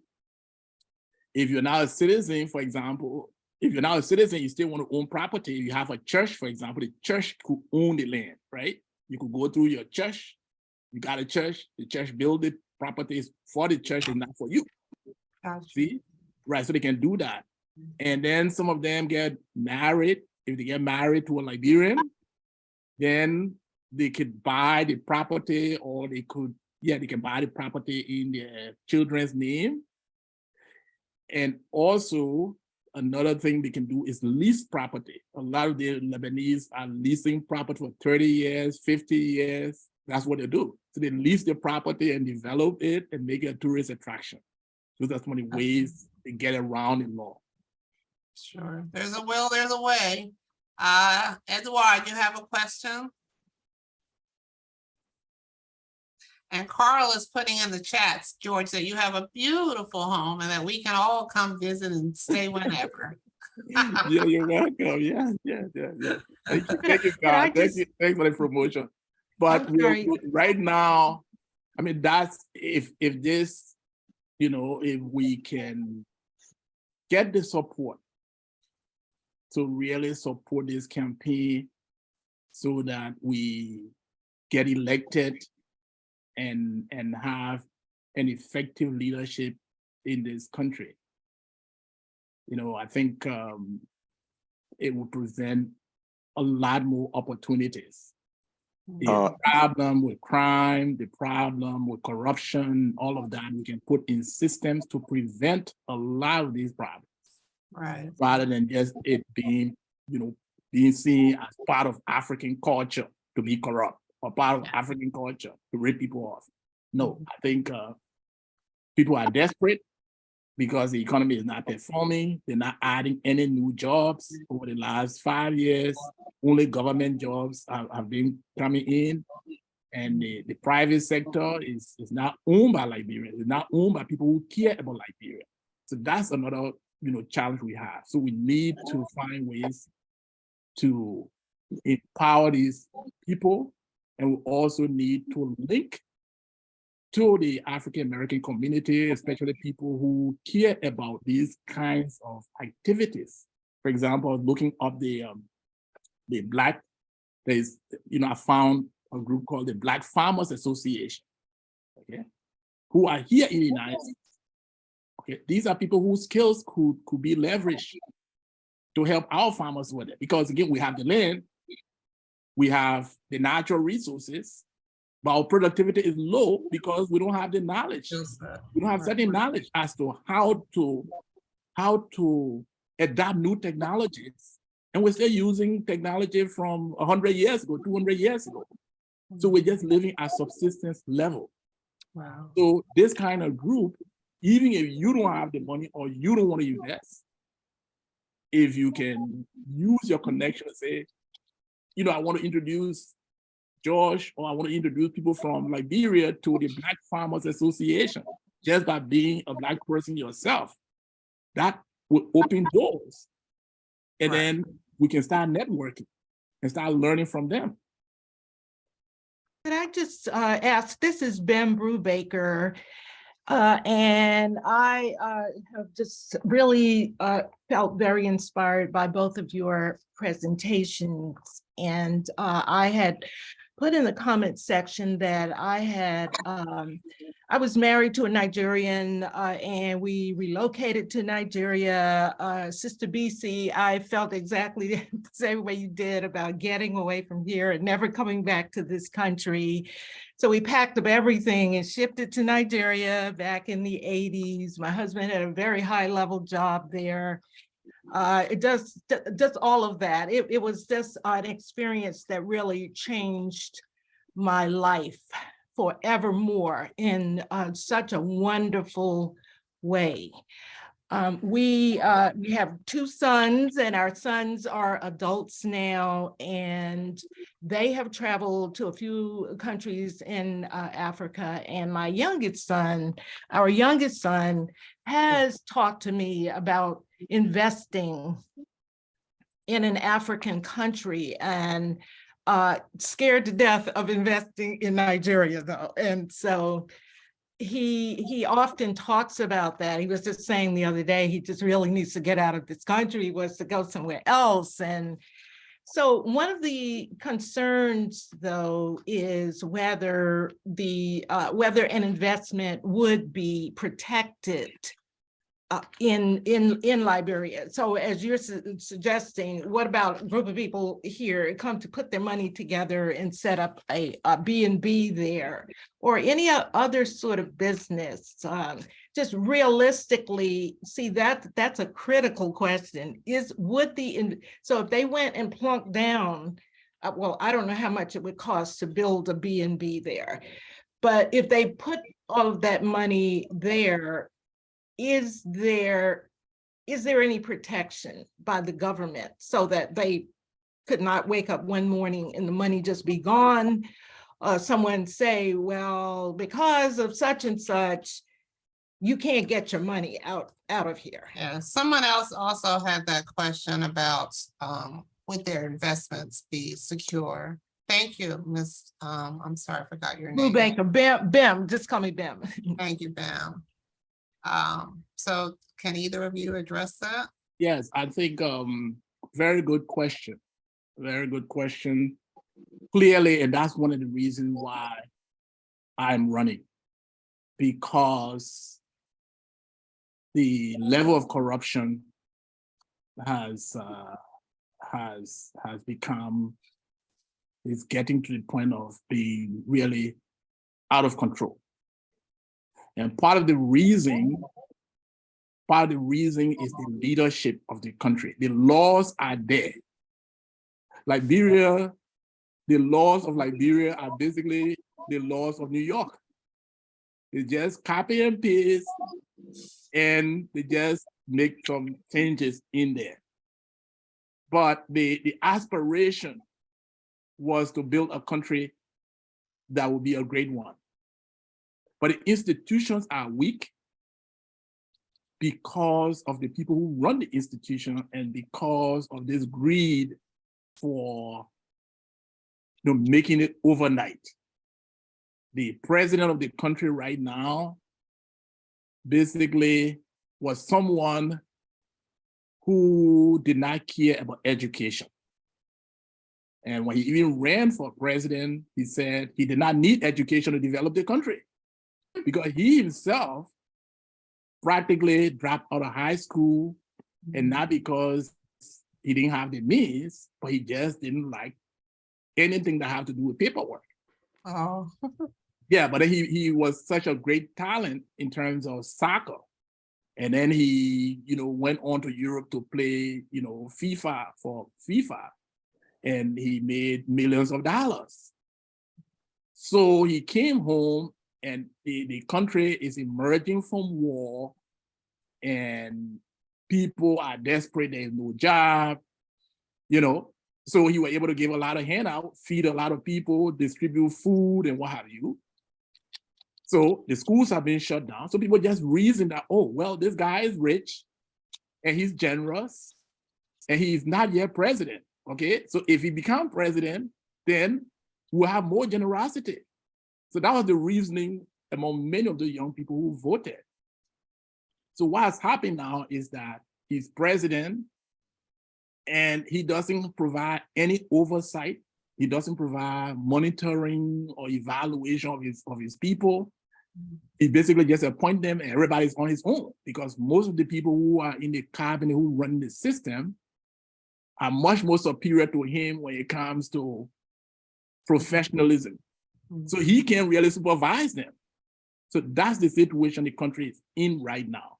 Right. So the risk now, I mean, people can still invest, but the risk is much, much higher because, I mean, the government, you know, they came in without any plan. They basically double the payroll. They don't have the revenue growing, but then they just took the payroll, their payroll from 35,000 to about 70,000, and they don't have the money to pay. Right. So now people are working, and they can go for months without getting their paycheck. And they're supposed to run these agencies. So that is what is contributing to the widespread corruption. The economy is not performing well, and those in charge are not addressing the problem. That's why we need to change the leadership. The opportunities are there, the resources are there, the place is there, and the laws are on the books, but they're not being enforced. So we need new leadership that will really bring the transformation, and the citizens are ready for that. They've seen the effect of poor governance, and that's why they are really looking up to us with the training we've gotten. Basically, I came to this country on a fellowship. Yes. To prepare to go back for nation building. I didn't come here to stay, but I ended up staying here because of the Civil War. So these are some of the issues we are fighting. We're planning to fight, and we have strategies to deal with them. And it's not just, and I've told people that it's not just persecution, because that's all they know. We're going to persecute people, we're going to send people to jail, and they're going to stop being corrupt. They're not even persecuting people because the judges don't get paid. The lawyers, you know, so the judges they can have a case, and the judges would take bribe from both sides of the case, and then the case will never get resolved. Right. If I can say something on behalf of Liberia in its defense.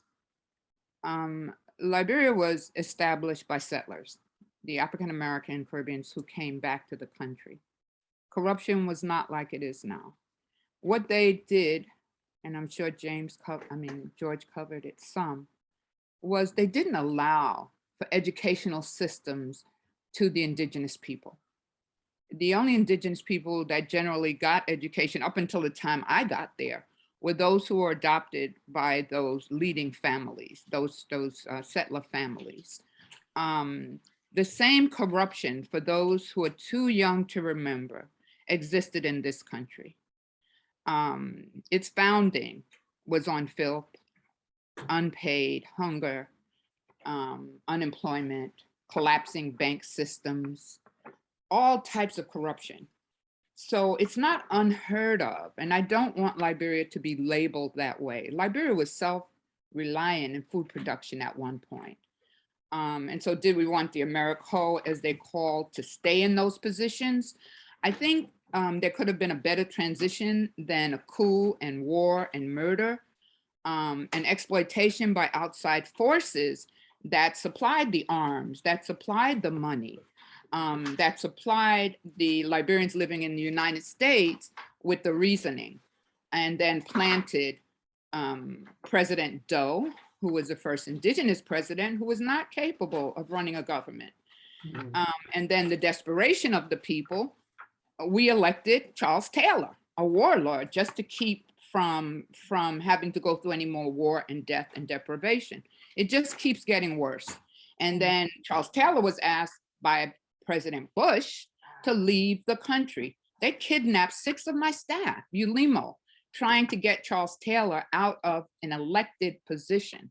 Don't point your finger, because this country's elected Trump, who we are still overcoming the ramifications, including the death of so many during COVID.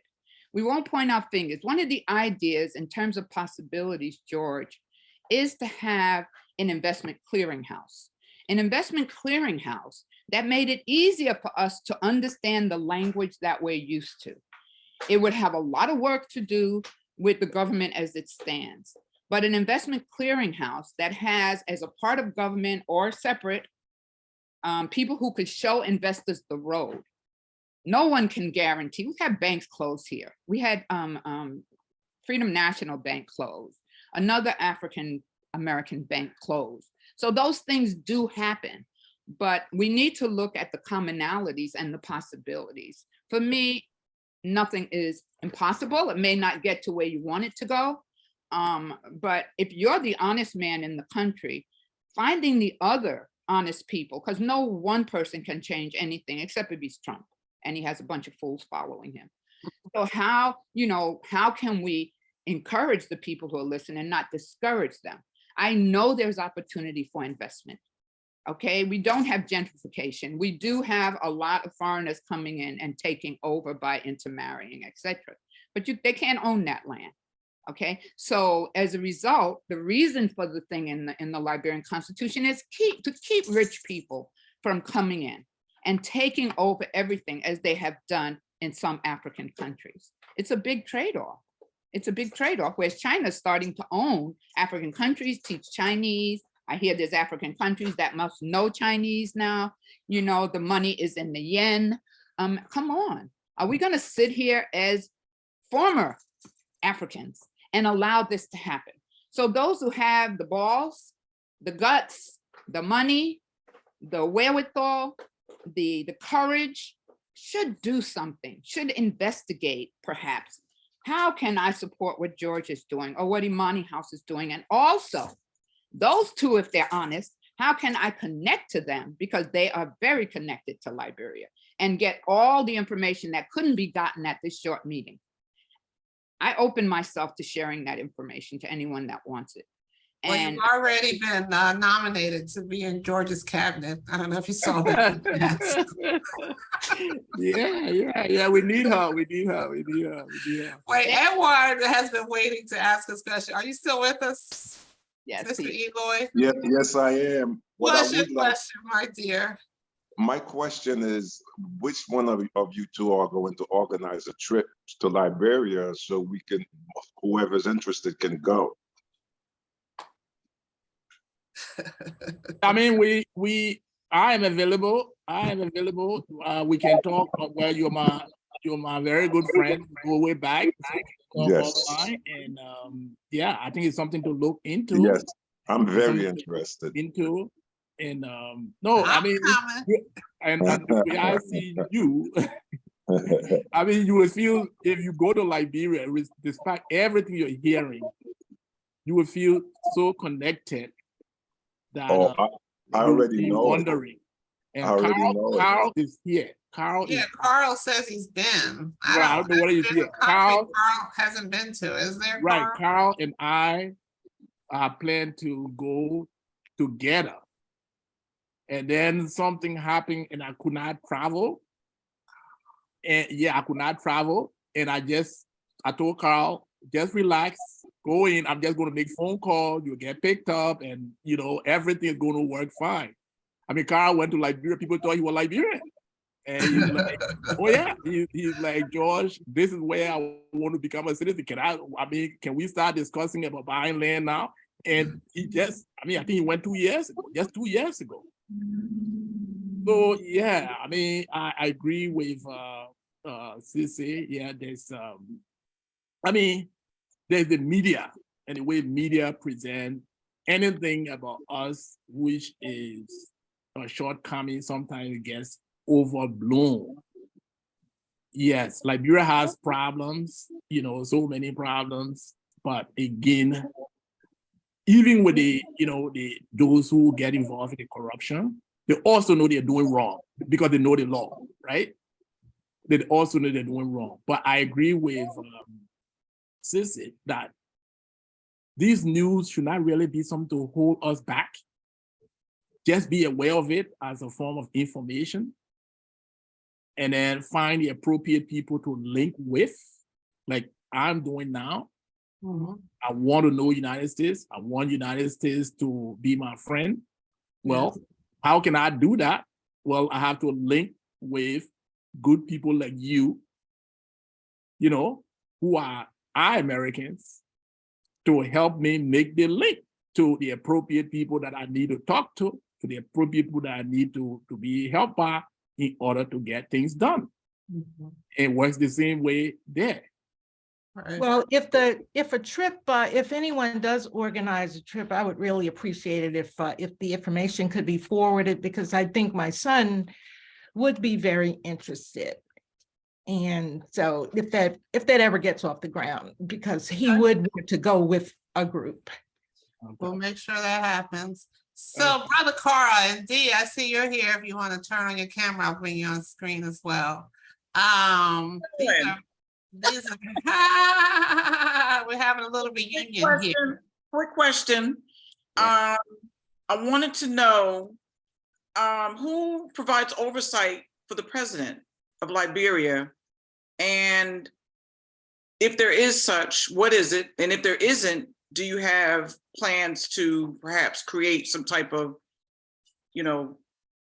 senators or something, some type of oversight? Maybe that's the issue. That's a wonderful question. And I'm sorry that I did not include a special slide.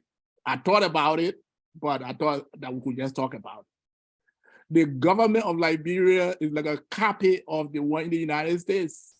So you got a Senate, you got a House of Representatives, you got a judiciary, and these are all co-equal branches of government. Wow. A first constitution of Liberia that provided the model for the second constitution was written at Harvard. So the United States written all over it. So who provides oversight? The same way how the Senate plays a role, and the House of Representatives plays a role, the president can be impeached. I mean, everything. Even even the holidays, the independence. It didn't happen in July by coincidence. We were trying to be American. Your independence is July 4th, our independence is July 27th. Thanksgiving Day, the first Thursday in November is Thanksgiving Day in Liberia. They just celebrated it, and your Thanksgiving Day is coming up in a couple of weeks. So, when you get there, or when you start knowing Liberians, you will see so much that resembles what you know, even though it is not exactly what you know. So we have our brother Carl here. We need to wrap this up. So talk to us about your travels there, Mr. Johnson. Anything you want to tell us that we should know, or what was your experience? Well, thank you. What a wonderful gathering. And I really appreciate George and the lady who I feel with you. I just follow your story. It was wonderful. And I learned a lot. Yes, Liberia has a lot of opportunity. I mean, it's a beautiful country. The people are wonderful. There's a lot of options. I think it's a great place for family, for something in the future, because we all need some type of alternative. We all know this. We all know that we will not be able to stay in the United States. We know it. We've been knowing it. Yeah. And just like when the Roman Empire declines, some people are going to get out and some people are going to go down with it. Yeah. But like Liberia has a tremendous amount of warmth. Like everyone's been saying, it's a beautiful nation. There's a lot of opportunity, and I like the Constitution that only we can be citizens.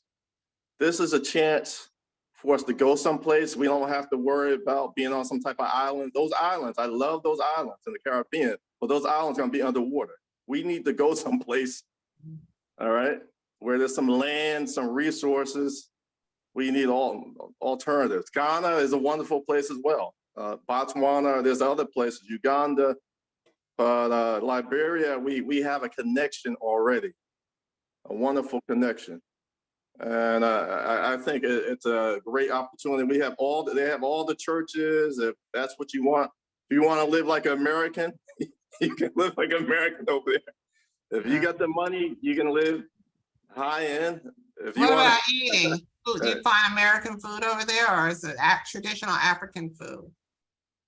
everything, anything that is there.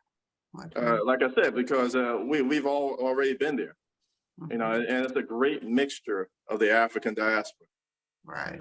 It's a great mixture of the Africa. So you have all the brains of Africa there, because you have Nigerians that were turned around that were put there. You have African Americans that came there. You have people from the Caribbean that came back. So you have a great mixture. It's just that I think what happens is that we got all these CIA people out of Liberia. I mean, that's the only issue that wasn't brought up. Like a lot of the problems that happened in Liberia were inspired by the CIA. You know, obviously that caused a lot of the problems. But it's a great time. I think Africa is one of the few places that there's a lot of opportunity. There's young people who are hungry and they just need some guidance. And we can build a future. I think we should at least, I love that ideal with having timeshares. That's all I want. We need to stop. I know people like to go to Disney World, but we know, you know, whenever that Trayvon Martin thing happened, Disney World didn't say nothing, right? They didn't say nothing, right? Right. So we need to take one time. Don't go to Florida and let's go to an African country. All right, one time. That's all about. Just don't go to Florida, Disney World. Take that money and just visit Liberia, Ghana, Gambia, and get some land and invest. All right, Liberia has all the laws. They have everything that we have. Like George said, it's a copy. It's just basically the flag looked like ours. My goodness. I mean, I think that's all I have to say. And the only other thing, because I'm a historian, if you want to learn the history of Liberia, it's C. Patrick Burroughs, History of the Liberian People Before 1800, Between the Cola Forest and the Salty Sea. Put it in front of the camera, Carl. Hold it up. Hold your book up. Okay, all right. That's, okay, there you go. And there were indigenous civilizations there, obviously. So, you know, before, you know, all the Portuguese and the people came on the coast start causing trouble. You know, they had a civilization there. And it's a great mixture. That's all I have to say.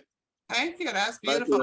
Is anybody else on the call who has been to Liberia just by chance? Anyone? Thank you, Carl. Before we close, you did ask if we would take a group there. I can't really take a group, but my home is almost finished. The house that I started 30 years ago is almost finished. And the home that I live in right now, we have brought people for our spare bedroom. And so people can stay in touch with us as well. Okay. Beautiful. Beautiful. All right. This has been quite informative. I think both of your stories were very inspirational. And I think the mission was accomplished here. I personally didn't know a whole lot. I mean, I knew, it's interesting because I thought Lincoln was trying to send us to Liberia, but you're saying it was Panama. So that's interesting. But when it was Lincoln. He was sending us to Panama, but we ended I up. got it. But I always thought it was Liberia. So that's interesting. Yeah. So when I think of Liberia, I think of Garvey and, you know, the movement back. That's the first thing that comes to mind. So this was very informative. And George, we wish you well in your, I hope that you both left enough information in the chats for people who want to support your endeavors. Make sure that you leave links. George, there's been a request for a copy of your PowerPoint by Mr. Small. I don't know if he's still here. Do you mind if I share it? Yeah, no problem. Okay, so I don't know if Ken is still here, but I'll send it to him so that my email is in the PowerPoint as well. Okay. And you know, people who want to get in touch with me, I put my email in the chat, but then if they don't get it, you know, they can contact you. You will have it, and then you can refer them to me. I But think is your email on your flyer? yes, it's on the flyer. No, I don't know what it's. I don't know Let what me it's on see, the I'm looking at it now. I don't know what it's on the flyer. No, it's phone numbers on there, but not an email address. Yeah. Okay. So I'm putting it in the chat room again. Okay. Yeah. But yeah, I think as we said, Liberia is, you know, facing so many challenges now, but those challenges can be opportunities. We got this strong cultural connection going from where it started. I think like Sisi said, there were a lot of mistakes made at that origin. I don't know whether it was because of the level of education of the people or because of who took them there, how they got there, how they were being supported. But they almost tried to replicate American history, just as the kind of relationship that existed between the European colonial settlers in North America and the Native Americans. Some of the people try to do those types of things. So it was like this whole idea of we are different from you or something like that. When they look at the history, when they made the Declaration of Independence, those people who signed, who attended those conferences, none of the natives were invited. You see? So the tension started, you know, those kind of things. And if you look at American history, you see the same thing. Those 13 colonies, when they got together to do the, you know, independence for the United States, were Native, you know, Americans invited and participants? I don't think so. I haven't read your history very well, but I don't think so. So it is those kinds of errors that led to the tension. And I think that we can rebuild these bridges because we have more in common than what divides us. You know, living in another country or, you know, having a different cultural experience, we know that it doesn't make you better than anybody else. And that's when we're fighting racism and fighting white supremacy, that's basically what we're trying to say. We're saying we're equal human beings and we should provide opportunities, and it can be done. And I think there's opportunity here for it with the appropriate leadership that understand the history, that understand and has a vision for taking a nation to a higher place and establishing it for what the dreams were. I believe that we can be a great country. And it is not also just about Liberia. Right now, the whole of Africa, the 54 countries of Africa have signed what is called an Africa Continental Free Trade Area. So that means that if you have a business in Liberia, you can do business in all of the other African countries without facing any kind of trade barrier. You see? So Liberia can be a hub for finance, for manufacturing, for so many things, airlines, transportation for the whole continent. And imagine where the country would be at that time. And so it's a great opportunity that is waiting, and it just requires the appropriate leadership to support the process. And we can't get there without a significant amount of support. And even some of my supporters in Liberia, some of the kind of calls I get, you know, they're like, people have called me and said, okay, so what effort are you making to meet with the White House? Because, you know, the White House has to, you know, if the White House, you know, supports you, then it will be easier here. And I'm like, this is our country. We're not supposed to start leadership discussion by going to the White House to start from there. You know, you have to support me first, and then maybe the White House will know who we are and where we want to go. Right. So this is wonderful. Well, you've got quite I'm so honored that you shared your aspirations with us here. Someone asked, how long is a term? Did you answer that? How long is a presidential term? Is it 4 years? Presidential term is 6 years. Oh, 6, okay. 6 years, yeah. It used to be 4 before, Mhm. but then in the first constitution was 4, and then it changed in the new constitution to 6. Okay, cool. Yeah, All but I right. think it's too long. So I'm getting messages here. If you all want a copy of George's PowerPoint, I swear I'm not going to remember. So send me an email and I'll just simply attach it to that email and you're sure to get it. If that's okay. All right, I'm going to thank you both. I love both of your stories. I really did. Sister Bisi, I've known you for a minute now. I feel like I know you. You're so good. I mean, I know you from the 1619 calls. And you know, I need to come visit you in Brooklyn and see what you got going up there and how we can help you. You know, whether it's volunteerism or donations or whatever, when Black women gather, tend to show up for folks. So just let us know. And George, the same with you. Make sure you drop your information in the chat and let us know how we can help you. If it's possible to coordinate. You see Dee's question in the chat. I won't read it.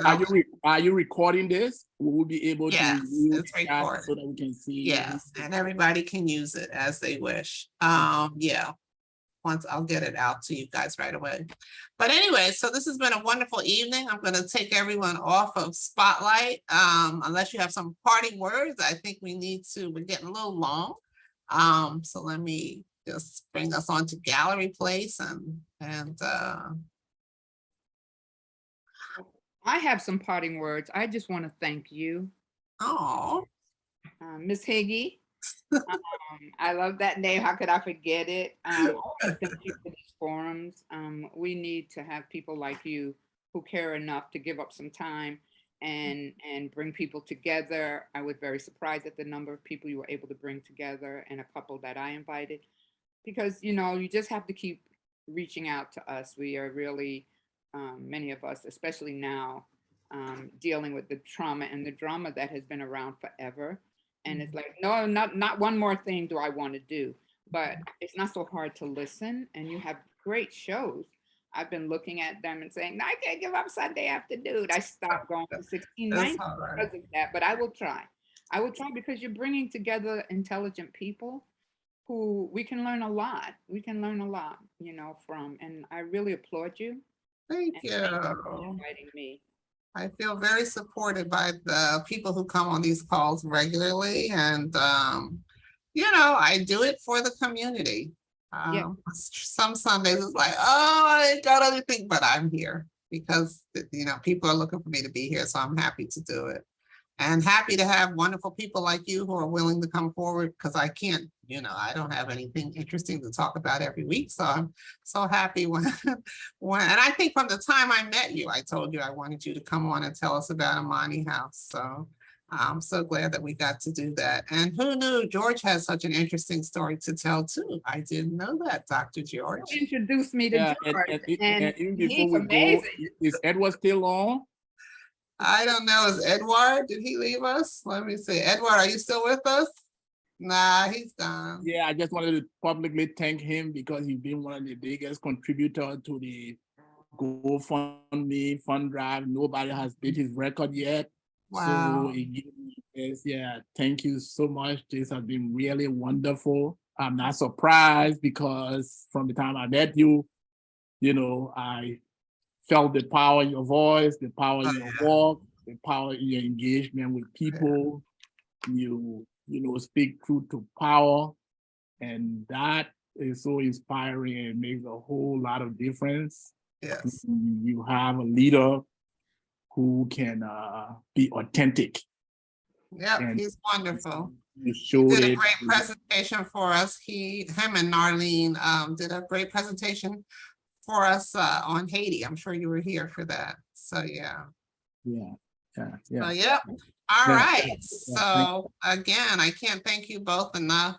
You guys have been wonderful, and I am going to bring everybody on screen, and we can do what we do every week, and then we can just say good night. Let me see, where's mine?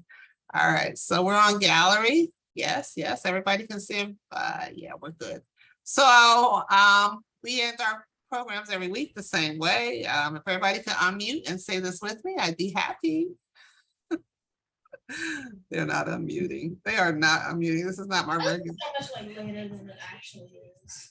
Okay. Anyway, we end every program thanking everybody for coming, giving them your time, staying with us until the end. And I always like to end it by saying that when Black women gather, great things happen. amazing things happen. Everyone have a blessed week, and thank you so much for a very informative session. Now I'm ready to go to Liberia. Thank you. Good night. Thank you. Good night, everyone. That was great. Thank you. Yes. And Helen, thanks again. Thank you again, Helen. You Thank are you, Helen. amazing. Thank you so much, Helen. Yes. Keep, My love. keep up the good work. Thank you. Thank you, Helen. With your support. Night. Yes. Okay, so I'm gonna stop recording. If you all want to hang around for a minute, we certainly have a few other things that we can talk about. But thank you and good night. Good night.